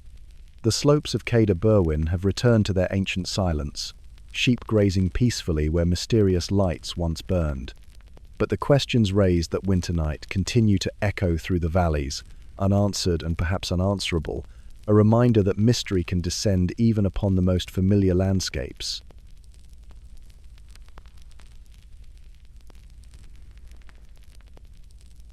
November 11th, 2014. The Pacific Ocean stretches endlessly westward from the Chilean coast, its waters dark and cold beneath an overcast sky. High above, at 20,000 feet, a Chilean Navy helicopter cuts through the thin air on a routine patrol mission. The crew, experienced military aviators accustomed to the demanding conditions of maritime surveillance, settle into the familiar rhythm of their duties. Captain Armando Avila pilots the aircraft with practiced precision, his eyes scanning the horizon for surface vessels that might require attention. Beside him, Navy technician Sergeant Major Luis Barrera operates the sophisticated camera systems that have become standard equipment on modern patrol aircraft. The FLIR forward-looking infrared camera captures thermal images of the ocean's surface below, its sensors capable of detecting heat signatures invisible to the naked eye. It's routine work, the kind of mission these men have flown hundreds of times before. The Chilean coast requires constant monitoring. Drug smugglers, illegal fishing vessels, and maritime emergencies create a steady demand for aerial surveillance. Nothing about this particular afternoon suggests it will become anything other than another entry in the logbook. Then Sergeant Major Barrera notices something unusual on his thermal display. At first, it appears to be a distant aircraft, a white-hot signature moving parallel to their helicopter at roughly the same altitude. But as Barrera adjusts his equipment for a closer look, the object's behavior becomes increasingly puzzling. It maintains a steady course and speed that seems inconsistent with any known aircraft, and its thermal signature displays characteristics that don't match conventional aviation patterns. Barrera alerts Captain Avila, who immediately attempts to establish radio contact with the unidentified aircraft. Standard protocol requires all aircraft operating in Chilean airspace to maintain radio communication with air traffic control, but the mysterious object doesn't respond to repeated hails on emergency frequencies. The crew tries multiple approaches to understand what they're observing. They contact ground control to inquire about other aircraft in the area, perhaps a commercial airliner or military flight that simply isn't monitoring the frequency they're using. Air traffic controllers confirm that no other aircraft are scheduled to be operating in that sector at that time. For several minutes, the helicopter crew observes the object through both visual and thermal imaging systems. What they see defies easy explanation. The object appears to be roughly cylindrical, perhaps 40 feet in length, moving at a constant speed without any visible means of propulsion. No wings, no rotors, no exhaust signature that would indicate conventional aircraft engines. Then something even more unusual occurs. The object seems to emit some kind of material from its rear section, a cloud or trail of something that disperses quickly in the cold air. Barrera captures this moment on the thermal imaging system, recording footage that will later be analyzed by experts around the world. The emission appears twice during the observation period, each time creating a distinctive plume that shows up clearly on the infrared cameras. The material seems to be at a different temperature than the surrounding air, creating a thermal signature that persists for several minutes before dissipating completely. Throughout this encounter, both crew members maintain their professional composure. These are experienced military personnel, trained observers accustomed to identifying aircraft and interpreting unusual situations. They document everything they see, following established protocols for reporting unidentified aerial phenomena. The object eventually disappears from their sensors, vanishing as mysteriously as it appeared. The helicopter crew completes their patrol mission and returns to base, where they immediately file a detailed report of their encounter. The incident is classified and forwarded through proper military channels for analysis. What makes the Chilean Air Force incident particularly compelling is the quality of the evidence. The thermal imaging footage is captured using sophisticated military-grade equipment operated by trained professionals. The video clearly shows an object exhibiting flight characteristics unlike any known aircraft, emitting some kind of material under circumstances that don't match conventional explanations. The Chilean government, in an unusual display of transparency, eventually releases the footage to civilian researchers for analysis. The Committee for the Study of Anomalous Aerial Phenomena, Chile's official UFO investigation body, conducts a thorough investigation that includes consultation with international experts. Multiple theories emerge to explain the footage. Some suggest the object was a conventional aircraft photographed under unusual atmospheric conditions that created optical illusions. Others propose it might have been a drone or experimental aircraft being tested in Chilean airspace without proper authorization. The emission of material generates particular debate. Skeptics suggest it could be fuel being dumped by a conventional aircraft experiencing mechanical problems, or vapor trails created by atmospheric conditions interacting with jet exhaust. Believers point out that no distress calls were received, no aircraft reported mechanical issues, and the object's flight characteristics don't match any known aircraft type.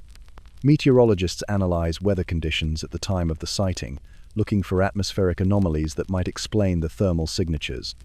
Aviation experts examine the flight patterns and characteristics displayed by the object, comparing them to the performance envelopes of various aircraft types.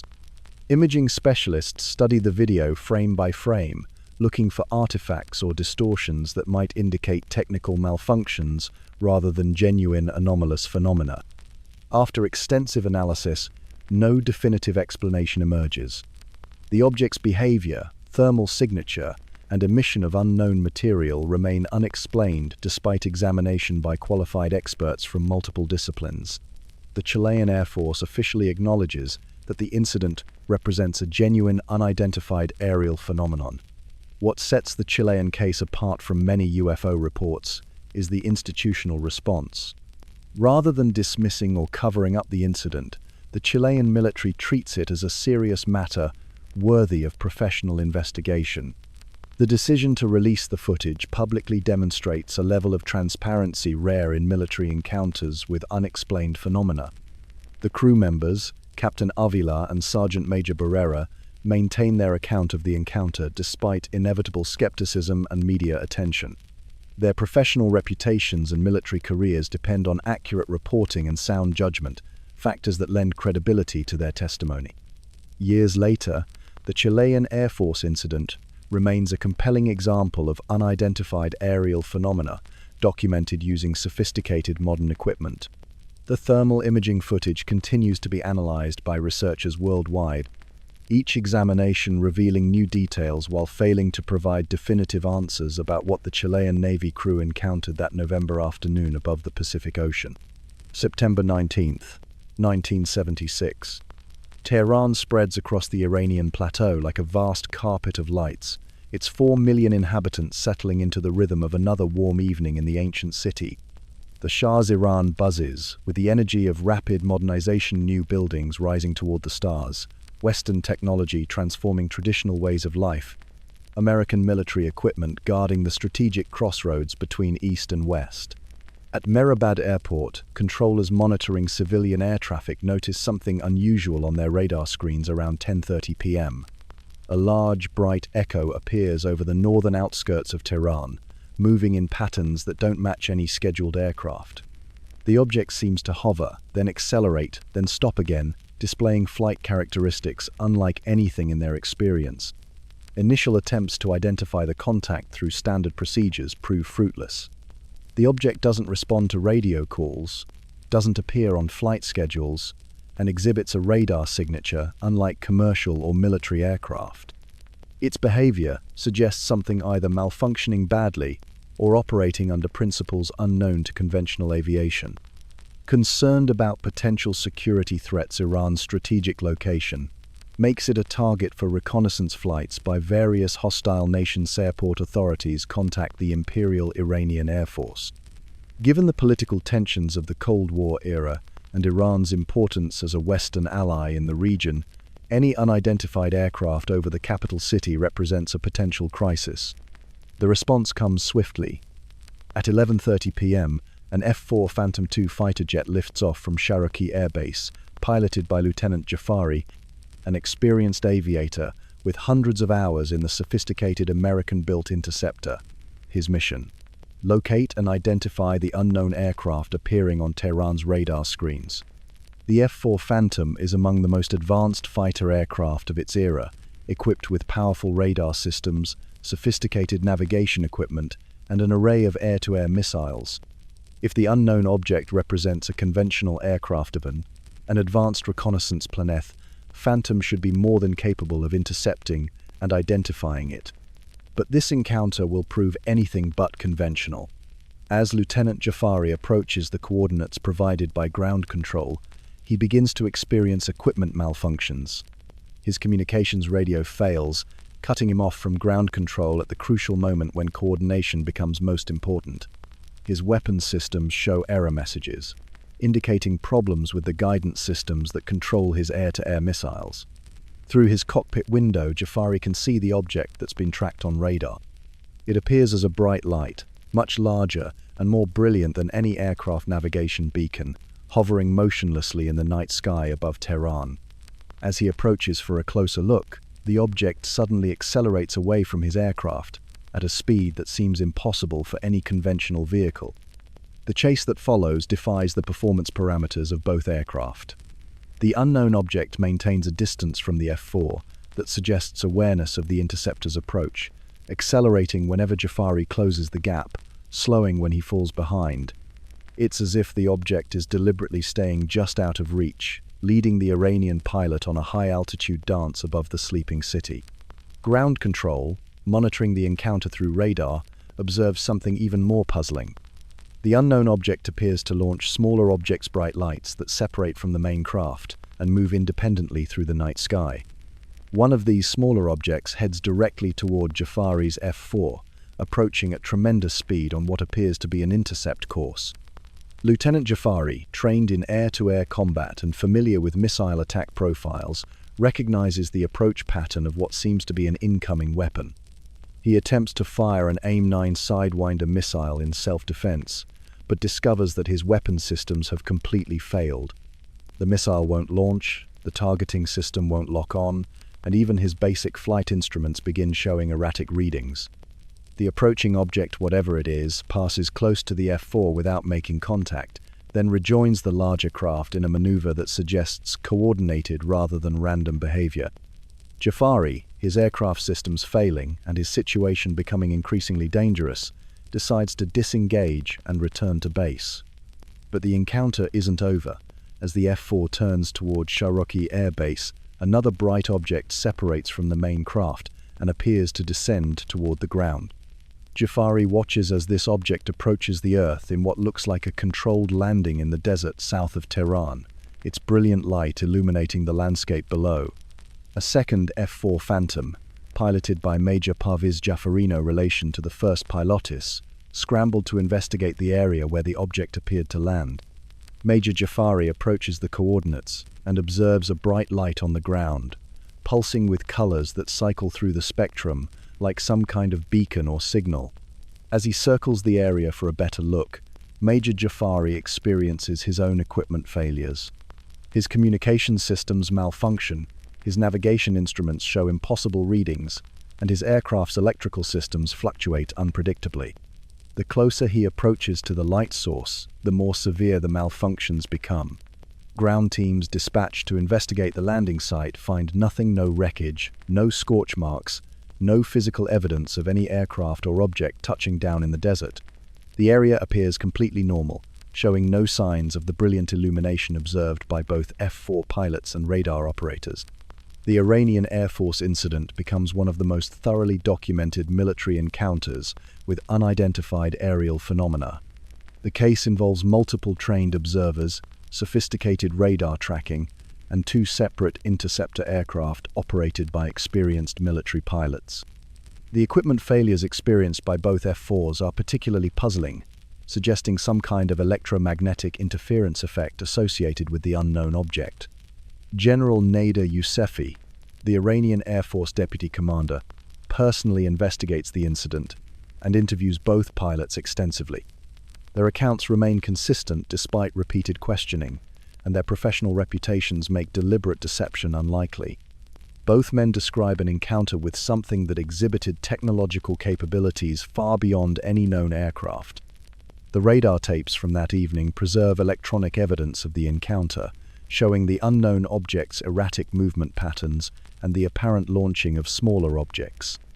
The simultaneous equipment failures experienced by both interceptor aircraft suggest that whatever the pilots encountered possessed the ability to interfere with sophisticated military electronics at a distance.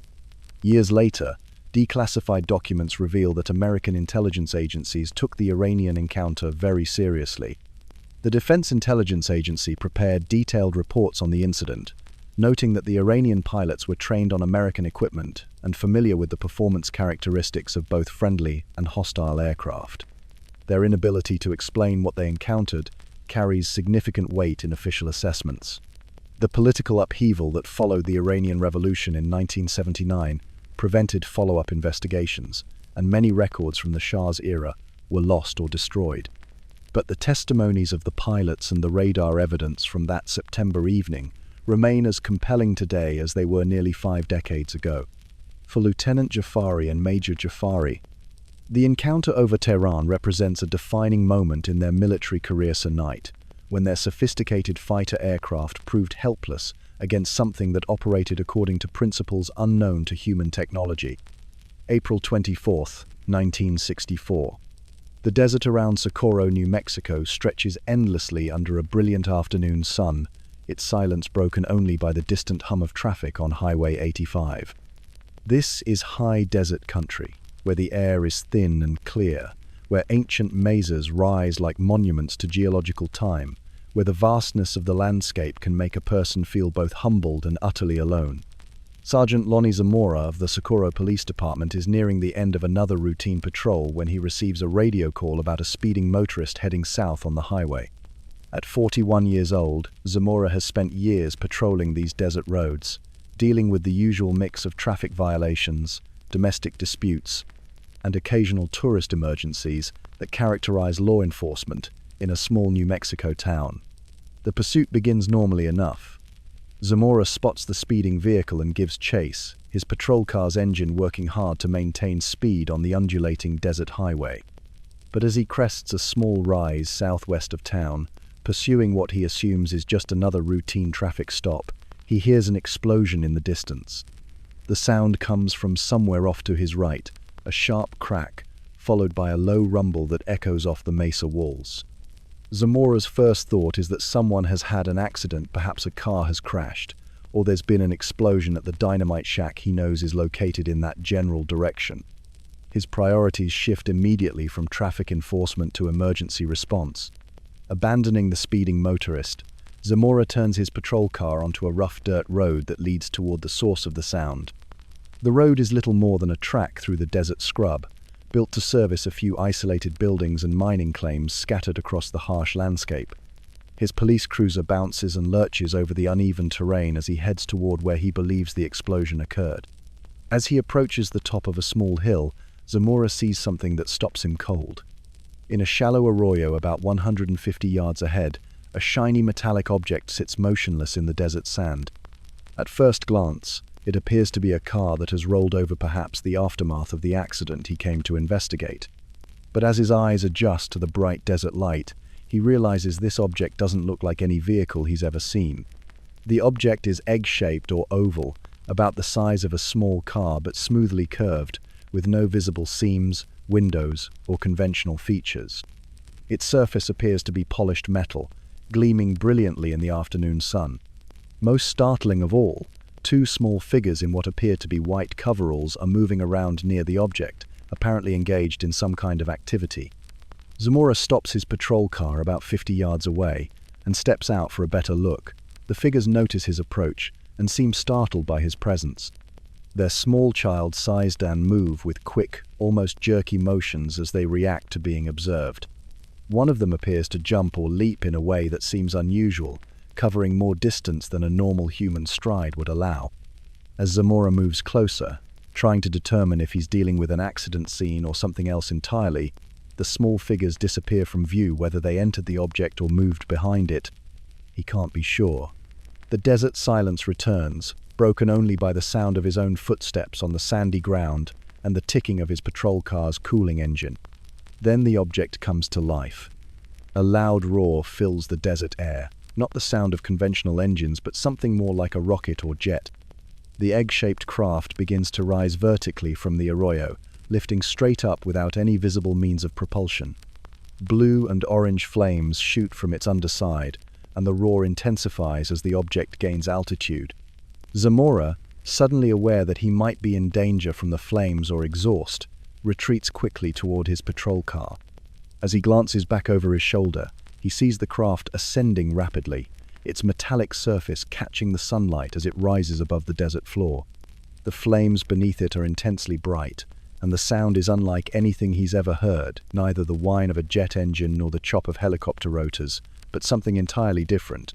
The object reaches a height of about 20 feet above the ground, then begins moving horizontally, accelerating rapidly toward the southwest.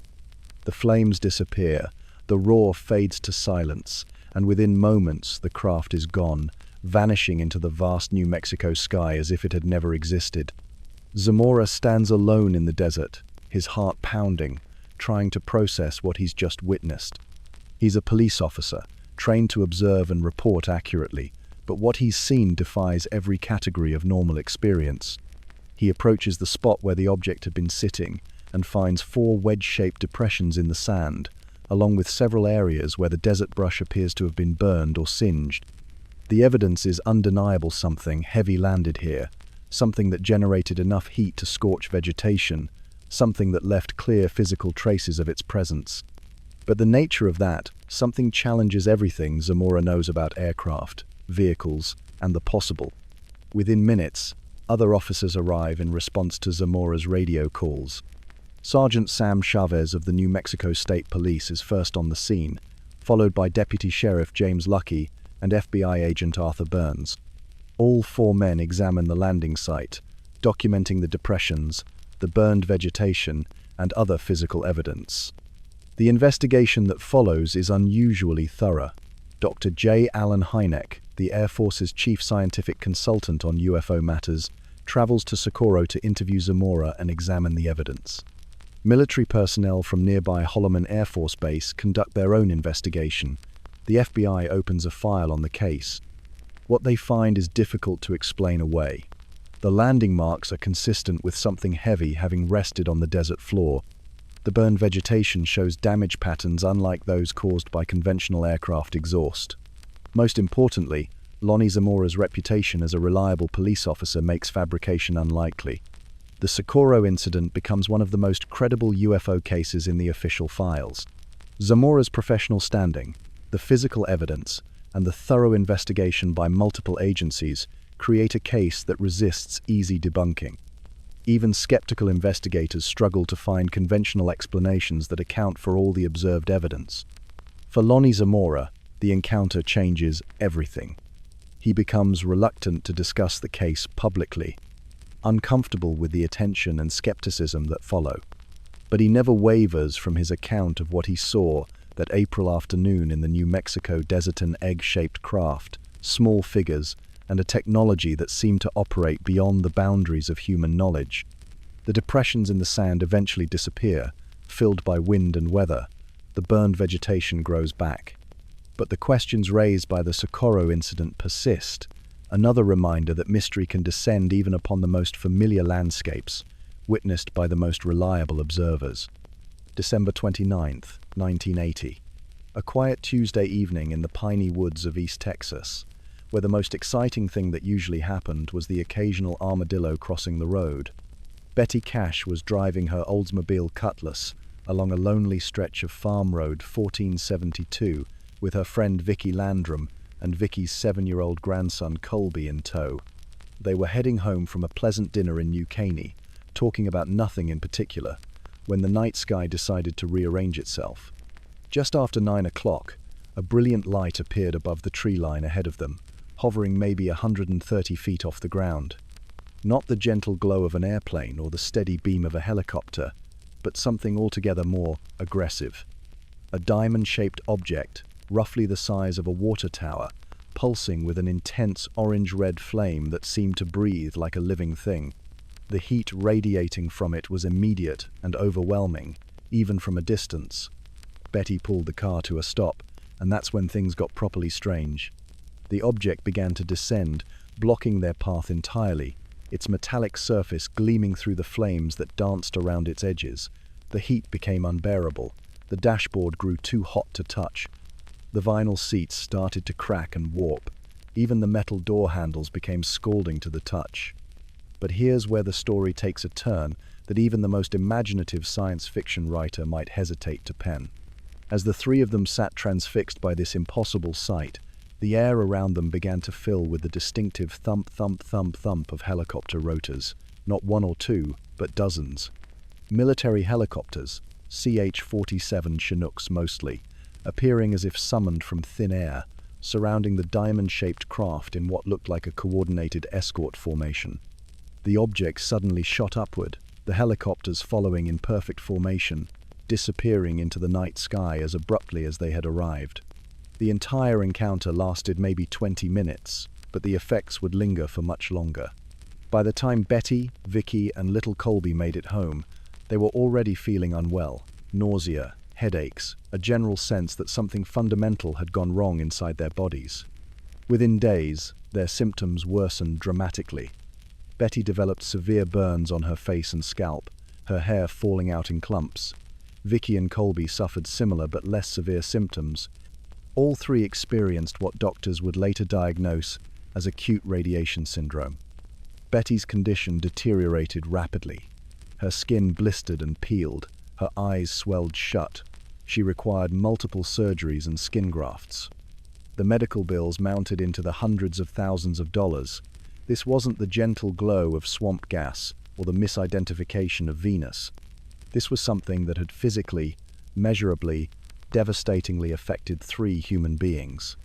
The Cash Landrum case became one of the most thoroughly documented UFO encounters in American history, not because of eyewitness testimony alone, but because of the very real, very expensive medical consequences that followed. Betty Cash eventually sued the U.S. government for $20 million, claiming that the object and its military escort were part of a classified operation that had endangered civilian lives. The government, predictably, denied any knowledge of the incident. No military exercises were conducted in the area that night, they claimed. No experimental aircraft were being tested. The helicopters, well, they simply didn't exist, according to official records. But the medical evidence told a different story. The radiation exposure was real. The burns were documented. The ongoing health problems continued for years afterward. Betty Cash died in 1998, her health never fully recovering from that December night in East Texas. Frederick Valentich was the kind of young pilot who took flying seriously. 20 years old, methodical, cautious to a fault. He'd accumulated 150 hours of flight time, not enough to make him cocky, but sufficient to make him competent. On October 21, 1978, he filed a routine flight plan for a trip from Melbourne to King Island in his rented Cessna 182. It was meant to be a simple evening flight, picking up crayfish for friends. The weather was clear, visibility excellent. Everything was perfectly, mundanely normal. At 7:06 p.m., Valentich contacted Melbourne Flight Service Control with what would become one of the most haunting radio transmissions in aviation history. His voice was calm, professional, but tinged with something that might have been confusion. "Melbourne, this is Delta Sierra Juliet. Is there any known traffic below 5,000? Steve Roby, the flight controller on duty, checked his radar. Nothing unusual. No other aircraft in Valentich's vicinity. Delta Sierra Juliet, no known traffic. Delta Sierra Juliet, I am. It seems to be a large aircraft below 5,000. And that's when Frederick Valentich's routine evening flight transformed into something altogether more mysterious. Over the next 4 minutes, his radio communications would describe an encounter that defies easy explanation, recorded for posterity in the matter-of-fact language of aviation protocol. The object, Valentich reported, was approaching him from the east. It had 4 bright lights, appeared to be metallic, and was moving at incredible speed. When Roby asked him to identify the aircraft type, Valentich's response carried the first hint of genuine bewilderment. It's not an aircraft. The unknown object began playing what could only be described as a game of aerial cat and mouse. It would approach Valentich's Cessna, then suddenly accelerate away. It appeared to be orbiting around him, always maintaining visual contact. Valentich's altitude readings began fluctuating wildly, though he insisted he was flying straight and level. "It's approaching now from due east towards me," Valentich radioed, his voice remaining remarkably steady despite the strangeness of what he was reporting. "It seems to me that he's playing some sort of game. He's flying over me 2-3 times at speeds I could not identify." The controller continued to see nothing on radar, except Valentich's lone aircraft. At 7:12 p.m., Valentich reported engine problems. The object was now hovering above him, he said, and it wasn't an aircraft. The radio transmission quality began to deteriorate, filled with strange metallic scraping sounds that the investigators would later describe as unidentifiable. Frederick Valentich's final transmission came at 7:12 and 28 seconds. "Melbourne, that strange aircraft is hovering on top of me again. It is hovering, and it's not an aircraft." Then, 17 seconds of metallic scraping sounds, then silence. Despite an extensive search operation involving aircraft, ships, and hundreds of volunteers, no trace of Frederick Valentich or his Cessna was ever found. No wreckage, no oil slick, no life jacket, no distress beacon. The Bay Strait, where he disappeared, isn't particularly deep in that area. A Cessna 182 doesn't simply vanish without leaving some evidence behind. The Department of Transport's official investigation concluded that the aircraft was presumed fatal, but offered no explanation for Valentich's disappearance.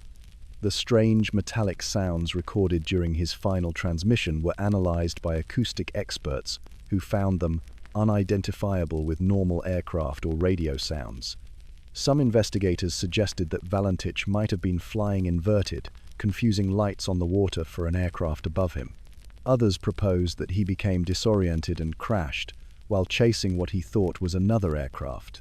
But these explanations struggled to account for the recorded radar data, the consistent nature of his reports, and most puzzling of all, the complete absence of any wreckage. Frederick Valentich had been planning to propose to his girlfriend when he returned from King Island. Instead, he became one of aviation's most enduring mysteries, his final words captured forever in the careful transcripts of Melbourne Flight Service Control. Captain Kenju Terauchi was nobody's fool. With over 10,000 flight hours under his belt, he was Japan Airlines' most experienced pilot on the Boeing 747 freighter route. November 17, 1986, found him at the controls of Flight 1628, hauling a cargo of Beaujolais wine from Paris to Tokyo, with fuel stops in Reykjavik and Anchorage. It was the kind of routine long-haul flight that veteran pilots could fly in their sleep, crossing the vast emptiness of Alaska at 35,000 feet, while most of the world below slept peacefully. At 5:17 p.m. Alaska Standard Time, somewhere over the desolate interior near Fort Yukon, Captain Terauchi noticed lights in his peripheral vision. Not unusual in itself. Alaska's skies are busy with military traffic, oil company helicopters, and the occasional lost Cessna. But these lights were behaving strangely, maintaining formation with his aircraft, matching his speed exactly. First Officer Takanori Tamefuji and Flight Engineer Yoshio Tsukuba confirmed what their captain was seeing. Two rectangular arrays of lights, each about the size of an aircraft carrier, pacing them off the port side. The lights pulsed and flickered in patterns that seemed almost organic, like the breathing of some enormous creature. For 10 minutes, the objects maintained their formation with the Boeing 747. Tarauchi, a methodical man trained to report everything, contacted Anchorage Air Route Traffic Control Center. The controller, John Callahan, checked his radar screen. Nothing unusual showed up except for Flight 1628, cruising along at its assigned altitude and heading. Then the objects suddenly accelerated, shooting ahead of the freighter with a speed that defied physics. They repositioned themselves directly in front of the aircraft, close enough that Tarauchi could make out details of their structure. What he saw challenged everything he understood about aerodynamics and engineering. The objects weren't sleek like conventional aircraft. They appeared to be massive, angular constructions covered in lights that pulsed in synchronized patterns. Heat radiated from them with such intensity that Tarauchi could feel it through the cockpit windows. The Boeing's instruments began registering the thermal signature of whatever was out there. It was a very big one, 2 times bigger than an aircraft carrier. Tarauchi would later tell investigators, his English careful and precise. The object filled his entire field of vision, a wall of lights and geometric patterns that seemed to pulse with its own internal energy. Concerned for the safety of his aircraft and cargo, Tarauchi requested permission to deviate from his flight path. Anchorage Control granted the request, and Flight 1628 began a series of turns and altitude changes, trying to shake whatever was pacing them. The objects followed every maneuver with impossible precision, as if they were somehow linked to the Boeing's flight controls. The encounter continued for over 30 minutes, during which time Anchorage Control began picking up intermittent radar contacts that seemed to confirm at least part of what the JAL crew was reporting. A United Airlines flight in the area was asked to investigate, but by the time they reached the coordinates, the objects had vanished. Military radar at Elmendorf Air Force Base later confirmed they had tracked unidentified targets in the same area at the same time, though official statements downplayed the significance of the contacts. The radar operators, speaking off the record, described objects moving at speeds and making turns that would have been impossible for any known aircraft. Captain Tarauchi's report was thorough, professional, and utterly baffling. Here was a veteran pilot with an impeccable safety record, supported by his crew and at least partially corroborated by ground radar, describing an encounter with objects that seemed to operate outside the known laws of physics. The Federal Aviation Administration investigated the incident for several months, interviewing the crew multiple times and analyzing radar data from several installations. Their final report, released with minimal fanfare, acknowledged that something unusual had occurred, but offered no explanation for what the JAL crew had encountered. Captain Tarauchi found himself reassigned to desk duty shortly after going public with his story, though Japan Airlines officially denied that his UFO report had anything to do with the transfer. The case remains one of the most well-documented pilot encounters with unidentified aerial phenomena, notable not just for the credibility of the witnesses, but for the multiple radar confirmations and the extensive official investigation that followed. In the vast, empty skies over Alaska, something had paced a commercial airliner for half an hour, something that conventional science still struggles to explain. November 14th, 2004. The USS Nimitz Carrier Strike Group was conducting routine training exercises about 100 miles southwest of San Diego, in a patch of Pacific Ocean so unremarkable that it barely warranted a name on nautical charts. The weather was clear, the seas calm, and the highly trained professionals aboard one of the world's most sophisticated naval vessels were going about their business with the methodical precision that keeps aircraft carriers operational. Senior Chief Kevin Day was manning his post in the Combat Information Center, monitoring the SPY-1 radar system that gave the Nimitz battle group eyes reaching out over hundreds of miles in all directions. For several days, he'd been tracking anomalous contacts appearing on his scope, objects dropping from altitudes above 80,000 feet down to sea level in seconds, hovering motionless for hours, then accelerating to impossible speeds without any apparent transition period. Initially, Day and his colleagues assumed they were tracking a new type of stealth aircraft being tested by another branch of the military. The object's behavior suggested technology far beyond anything in the known inventory, but the military was notorious for compartmentalized black projects. It wouldn't be the first time the Navy's left hand didn't know what the right hand was doing. But as the anomalous contacts continued to appear day after day, always in the same general area, the explanation became less satisfying. These objects were performing maneuvers that would have been lethal to any human pilot, pulling G-forces that should have torn apart any conventional aircraft. They showed no heat signatures, no exhaust plumes, no radio communications, no transponder signals. On November 14th, Commander David Fravor was leading a routine training mission with Lieutenant Commander Jim Slate, flying F/A-18 Super Hornets off the Nimitz's deck. They were vectored toward the anomalous contacts by the ship's controllers, ostensibly to investigate what everyone assumed would turn out to be a sensor malfunction or atmospheric anomaly. What they found defied easy categorization. Fravor spotted the object first, hovering about 50 feet above the ocean surface near what appeared to be churning white water, as if something large was moving just beneath the waves. The object itself was white, smooth, and shaped roughly like a tic-tac breath mint, about 40 feet long with no visible wings, engines, exhaust, or control surfaces. It had no windows, no markings, no antennas, no features at all that would identify it as any kind of conventional aircraft. As Fravor maneuvered his Super Hornet for a closer look, the object began to mirror his movements. When he banked left, it banked left. When he descended, it descended. But its movements were impossibly smooth and precise, lacking the slight hesitations and corrections that characterize even the most skilled human pilot. Fravor decided to test the object's reactions. He put his F/A-18 into a steep descent, diving directly toward the tic-tac-shaped craft. The object's response was immediate and unsettling. It shot upward, passing within a few hundred feet of Fravor's aircraft, close enough for him to see that it had no visible means of propulsion, no heat distortion from engines, no sound that he could detect even over the roar of his own jets.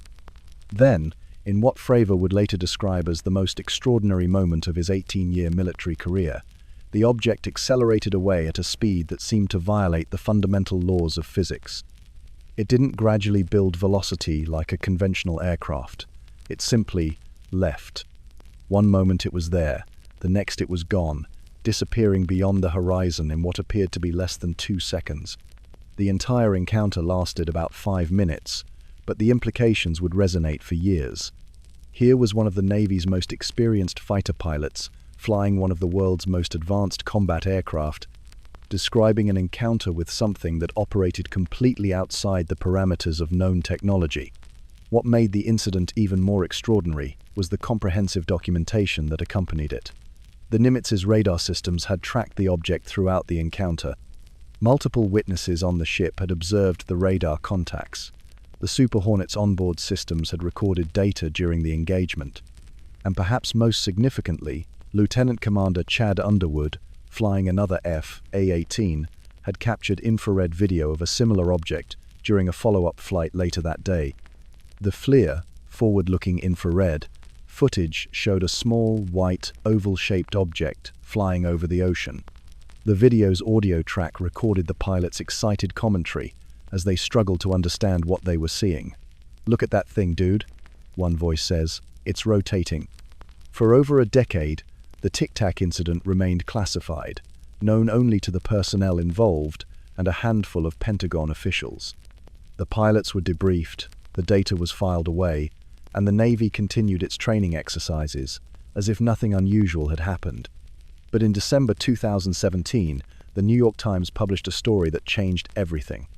The article revealed the existence of a classified Pentagon program called the Advanced Aerospace Threat Identification Program, which had been investigating UFO encounters for years. Along with the story came the release of 3 videos, including the Tic-Tac footage from the Nimitz incident. The Pentagon's official acknowledgement that the videos were authentic marked a watershed moment in the public discussion of UFOs. Here was the U.S. military, long the most skeptical voice in UFO investigations, admitting that its personnel had encountered objects displaying flight characteristics beyond current technological capabilities. Commander Fravor, now retired, has spoken publicly about his experience, maintaining that what he encountered that day was unlike anything in the known inventory of any nation on Earth. His credibility is unassailable.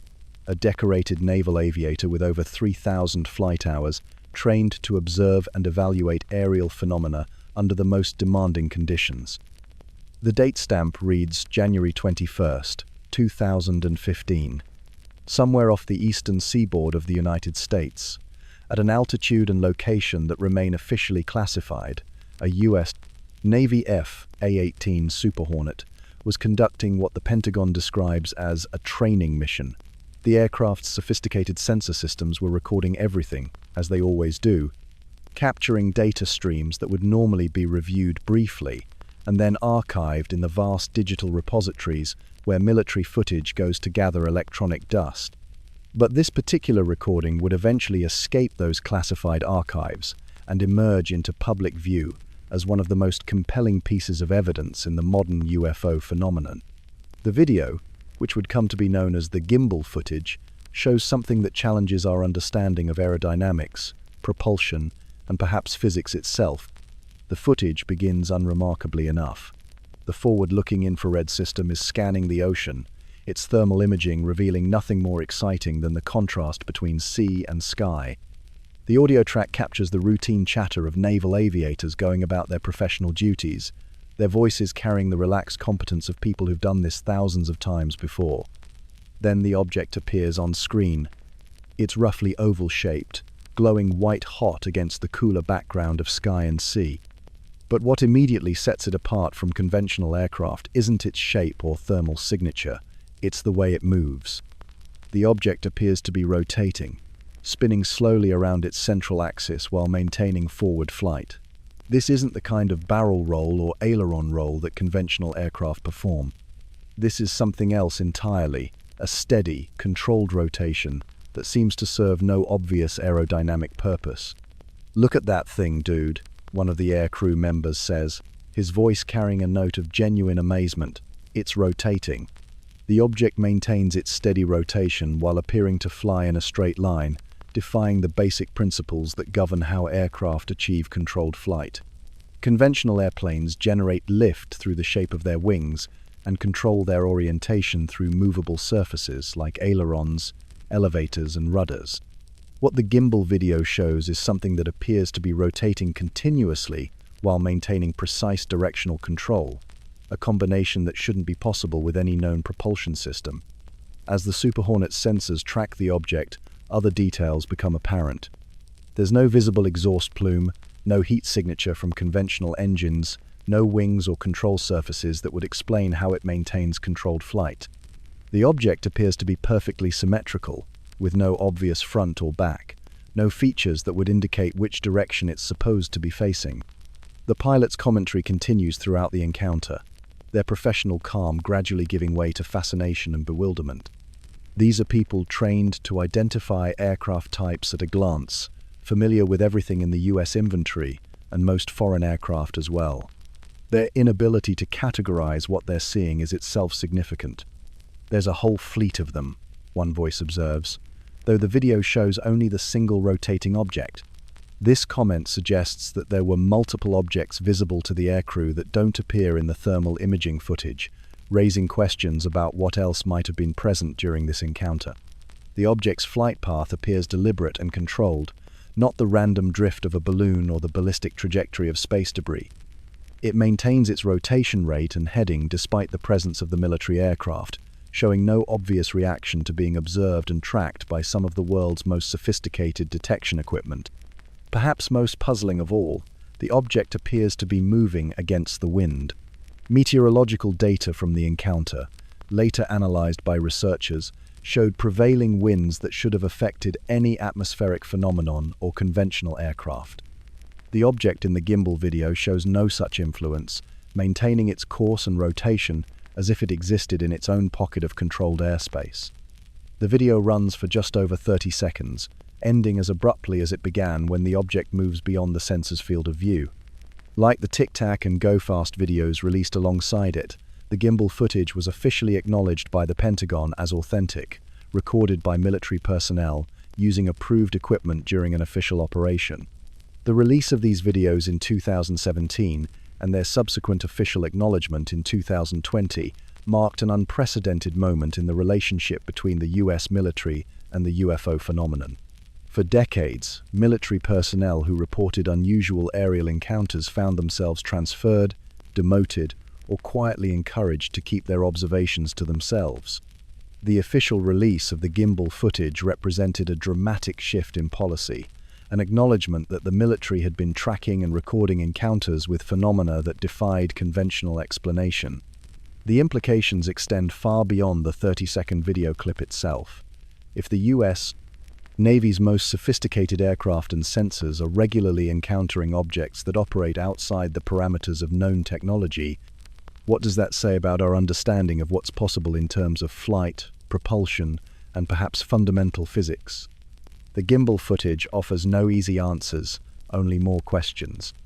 In an age of increasingly sophisticated special effects and digital manipulation, the video's authenticity is guaranteed by its source, the US military, an institution not known for pranks or publicity stunts. What it shows is something that, by all conventional understanding of aerodynamics and propulsion, shouldn't be able to exist, recorded by people trained to observe and evaluate aerial phenomena under the most demanding conditions. The object continues its steady rotation, indifferent to our attempts to understand it, a 30-second glimpse of something that exists entirely outside our current technological paradigm. January 15th, 2015. Another routine training flight, another day in the life of naval aviators operating off the eastern coast of the United States. The crew of this particular A-18 Super Hornet had no idea they were about to capture footage that would join the tic-tac and gimbal videos as part of an unprecedented release of military UFO evidence. Like its companion videos, the go-fast footage would spend years buried in classified archives before emerging into public view as part of a fundamental shift in how the US military approached the UFO phenomenon. The video begins with the now familiar interface of military thermal imaging systems, the digital overlay of sensor data creating a technological frame around what appears to be empty ocean. The forward-looking infrared system is scanning the surface of the Atlantic, its sophisticated sensors capable of detecting the slightest temperature variations across vast distances. In the controlled environment of the aircraft, the crew goes about their business with professional calm, their voices carrying the relaxed competence of people performing routine duties. Then something appears on the thermal display that transforms routine into remarkable. A small, white-hot object races across the screen, moving low over the ocean surface at what appears to be extraordinary speed. Unlike the rotating craft in the gimbal video or the hovering tic-tac, this object seems to be in a tremendous hurry, streaking across the thermal display like a bullet fired parallel to the waves. "Whoa, got it," one of the aircrew members announces, his voice carrying a note of excitement as the sensors lock onto the fast-moving target. The aircraft's sophisticated tracking systems begin following the object automatically, keeping it centered in the display despite its rapid movement across the ocean surface. What makes the go-fast video particularly intriguing isn't just the object's speed, but its apparent relationship to the ocean below. The thermal imaging shows it skimming just above the waves, maintaining what appears to be a consistent altitude of perhaps 10 to 20 feet above the water. This is extraordinarily difficult flying for any conventional aircraft, requiring precise control and constant adjustment to avoid either climbing too high or impacting the surface. "Look at that thing go," another voice observes. And indeed, the object's velocity appears to be far beyond what any known aircraft could achieve at such a low altitude. Military analysts who later studied the footage estimated the object's speed at several hundred miles per hour, moving in what appeared to be a straight line without any visible means of propulsion. The crew's commentary reveals their struggle to categorize what they're seeing. These are people trained to identify aircraft types at extreme distances, familiar with the performance characteristics of everything from fighter jets to cruise missiles. Their inability to place the object within any known category is itself significant evidence of the encounter's unusual nature.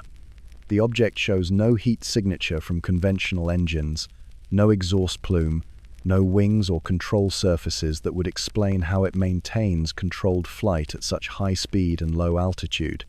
It appears as a simple white oval against the darker background of the ocean, its thermal signature suggesting it's significantly warmer than the surrounding air and water, but offering no clues about its source of propulsion or energy. Perhaps most puzzling of all, the object appears to be moving against wind patterns that should have affected any atmospheric phenomenon. Meteorological data from the time of the encounter showed surface winds that would have influenced the flight path of anything light enough to be carried by air currents. Yet the object in the GoFast video maintains a perfectly straight trajectory. The video runs for approximately 1 minute, ending when the object moves beyond the range of the aircraft's sensors. Like the tic-tac and gimbal footage, it was officially released by the Pentagon as part of an acknowledgement that military personnel regularly encounter aerial phenomena that defy conventional explanation. The implications of the GoFast video extend beyond the specifics of what it shows. Here is evidence, recorded by the military's most sophisticated sensors, of an object demonstrating flight characteristics that exceed the performance of any known aircraft. The combination of extreme low-altitude speed, apparent lack of propulsion system, and seeming indifference to atmospheric conditions presents a technological puzzle that current science struggles to address. What the GoFast video represents, along with its companion recordings, is a fundamental challenge to our understanding of what's possible in terms of aerial locomotion. The U.S. Navy's acknowledgement of these videos' authenticity marks an unprecedented moment in the official treatment of UFO phenomena, a recognition that the boundaries between science fiction and documented reality may be far more permeable than previously assumed. The object continues its relentless race across the ocean's surface, indifferent to our attempts to understand its nature or purpose. A brief glimpse of technology that exists entirely outside our current paradigm of flight and propulsion. The Altiplano of Peru stretches endlessly under a sky so vast it seems to curve at the edges, where the thin air makes every breath a conscious effort, and the silence carries for miles without interruption. It's the kind of landscape that makes you feel simultaneously insignificant and hyper-aware, where unusual events seem somehow more possible, as if the normal rules of reality might be suspended at such altitude and remoteness. August 23, 2007. The village of Palpa, population maybe 3,000 on a good day, was going about its quiet business in the shadow of the Andes. Children played in dusty streets, while their parents tended small shops and farms, living the kind of life that had changed very little over the past century. The most exciting thing that usually happened was the weekly market day, when vendors from neighboring villages would arrive with produce and gossip. But on this particular afternoon, the children of Palpa would witness something that transformed their sleepy mountain village into the center of one of South America's most compelling UFO encounters. It began around 4 in the afternoon, when several children playing near the village outskirts noticed unusual lights in the sky. Not the familiar sight of aircraft passing high overhead, but something much closer, much stranger. Multiple witnesses, ranging in age from 8 to 15, described seeing disc-shaped objects descending from the afternoon sky, moving with deliberate purpose toward the rocky terrain outside the village. Maria Huaman, 12 years old at the time, was among the first to spot the objects. They were silver, like mirrors. She would later tell investigators, her young voice carrying absolute certainty about what she had seen. They came down very slowly, making no sound at all. There were 3 of them. The children watched, transfixed, as the object settled onto the ground in a clearing perhaps half a mile from the village. What happened next would be seared into their memories forever. From the landed craft emerged beings that defied easy description. Small humanoid figures, perhaps 4 feet tall, with elongated heads and large, dark eyes that seemed to take up most of their faces. Carlos Pizarro, 14, had been herding goats when the objects appeared. His account, given to local authorities and later to UFO researchers, described beings that moved with fluid grace across the rocky ground, their movements somehow both purposeful and unhurried. They looked at us, he insisted, but they didn't seem afraid or angry. They just looked. For approximately 20 minutes, according to multiple witnesses, The beings moved around their landed craft, occasionally appearing to collect samples of soil and vegetation. The children, initially frozen by the strangeness of what they were seeing, gradually found the courage to move closer, driven by the kind of fearless curiosity that seems unique to the young. What makes the Palpa encounter particularly compelling isn't just the number of witnesses, but their consistency. Despite being interviewed separately by different investigators over a period of several years, their accounts remained remarkably similar. They described the same types of craft, the same appearance of the beings, the same sequence of events. This kind of consistency is rare in UFO cases, especially those involving multiple witnesses of varying ages. The beings, according to the children's accounts, showed no hostility toward their human observers. If anything, they seemed curiously indifferent, going about their activities with the methodical efficiency of scientists conducting field research. They moved between their craft and various locations on the ground, always returning to the silver discs that had brought them. Local authorities initially dismissed the children's accounts as imagination or misidentification of conventional aircraft. But the consistency of the reports, combined with the discovery of unusual markings on the ground where the craft had allegedly landed, led to a more serious investigation. The marks, precise circular impressions with geometric patterns, didn't match anything that could be explained by conventional vehicles or natural phenomena. Dr. Rosa Martinez, a child psychologist brought in to evaluate the witnesses, found no evidence of mass hallucination or coordinated deception. "These children believe absolutely in what they're telling us," she reported. "Their emotional responses, their body language, their consistency across multiple interviews, these are not the markers of fabrication." The encounter ended as suddenly as it had begun. The beings returned to their craft, which then lifted silently into the afternoon sky and disappeared beyond the mountains. The children were left standing in the dusty clearing, trying to process an experience that would mark them for the rest of their lives. News of the Palpa encounter spread slowly through Peru's UFO research community and eventually reached international investigators. The case attracted attention not just because of the multiple witnesses, but because of its striking similarities to other encounters reported from across South America. The description of small, grey beings emerging from silver discs matched accounts from Brazil, Chile, and Argentina, suggesting either a pattern of shared cultural imagery or something more profound. Years later, as adults, the witnesses of the Palpa encounter maintain their accounts unchanged. They've faced skepticism, ridicule, and accusations of seeking attention, but their stories remain consistent. Maria Huaman, now a mother herself, still lives in Palpa. "People can believe us or not," she says with quiet dignity, "but we know what we saw." The high desert around Palpa continues its ancient silence, keeping whatever secrets it might hold about that August afternoon when the sky came down to earth and the impossible became, for 20 minutes, perfectly real. The wheat field stretched golden and uniform under the Hampshire sun, each stalk standing precisely where generations of agricultural knowledge had placed it. This was England in the summer of 1978, when farming was still more art than science, when fields were geometric puzzles of ancient property lines and traditional crop rotation. The kind of pastoral landscape that had changed very little since Shakespeare's time, where the most dramatic events were usually related to weather or the occasional outbreak of sheep rustling. Then, on a quiet morning in August, local farmer David Watson discovered that something had rewritten the rules of his perfectly ordinary field. Where there should have been endless rows of standing wheat, Watson found 3 perfect circles pressed into the crop, each approximately 60 feet in diameter. The wheat wasn't cut or burned or destroyed. It was laid down in precise spirals, each stalk bent but not broken, creating patterns so geometrically perfect they seemed to have been drawn with a cosmic compass. This was among the first documented appearances of what would become known as crop circles, though the phenomenon itself may be far older than our modern records suggest. Medieval chronicles contain references to fairy rings and devil's marks appearing overnight in farmers' fields, mysterious patterns that village elders attributed to supernatural forces or, in more practical moments, to the nocturnal activities of particularly organized wildlife.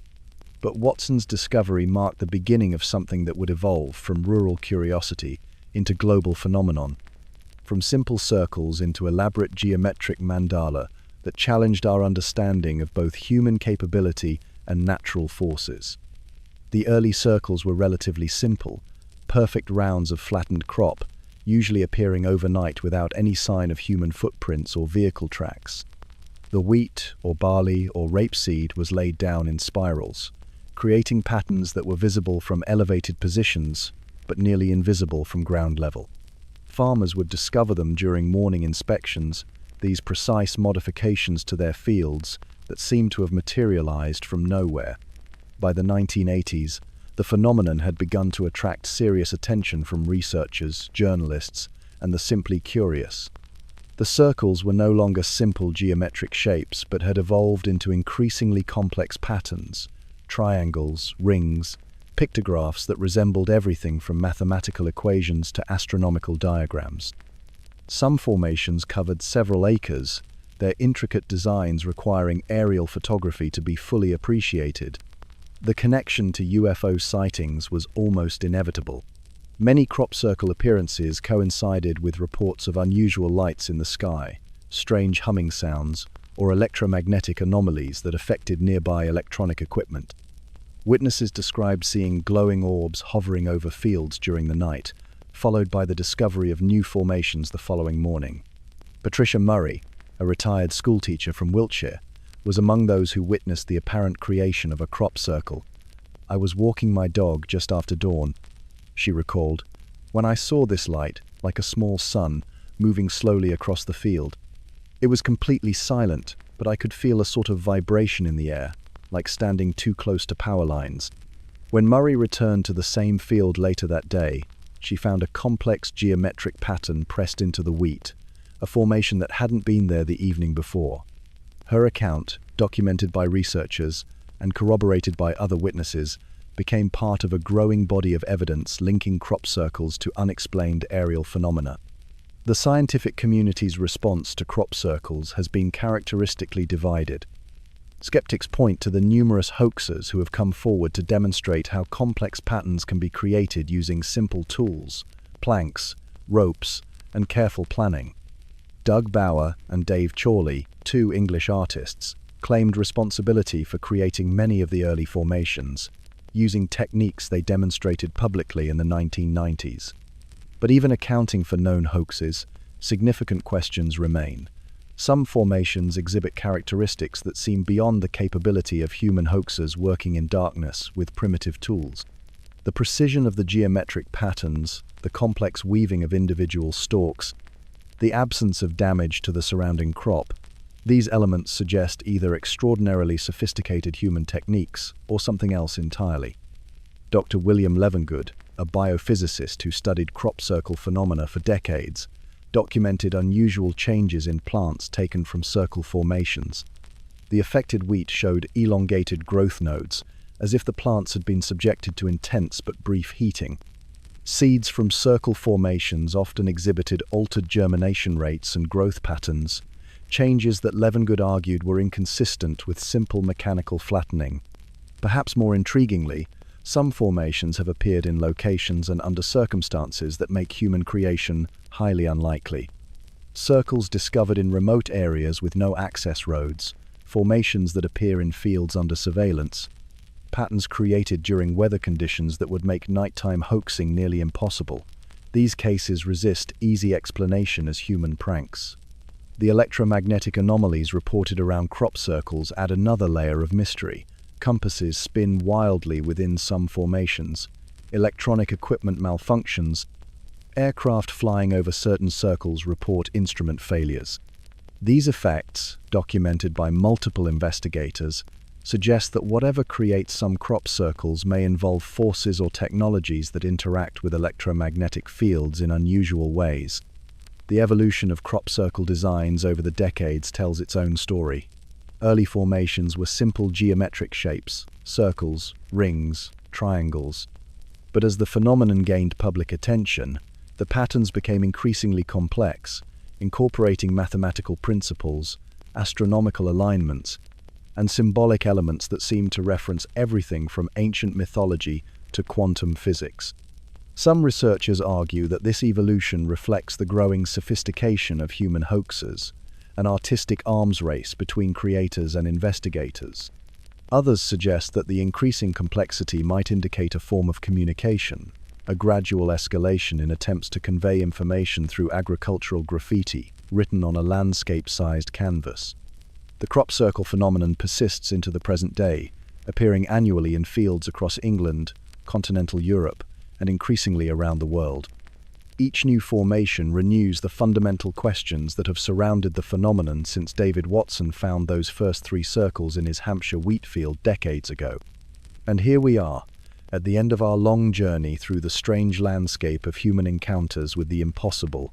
We've traveled from the dusty crash sites of Roswell to the sterile corridors of the Pentagon, from the testimony of frightened children in Zimbabwe to the classified reports of military pilots over Alaska.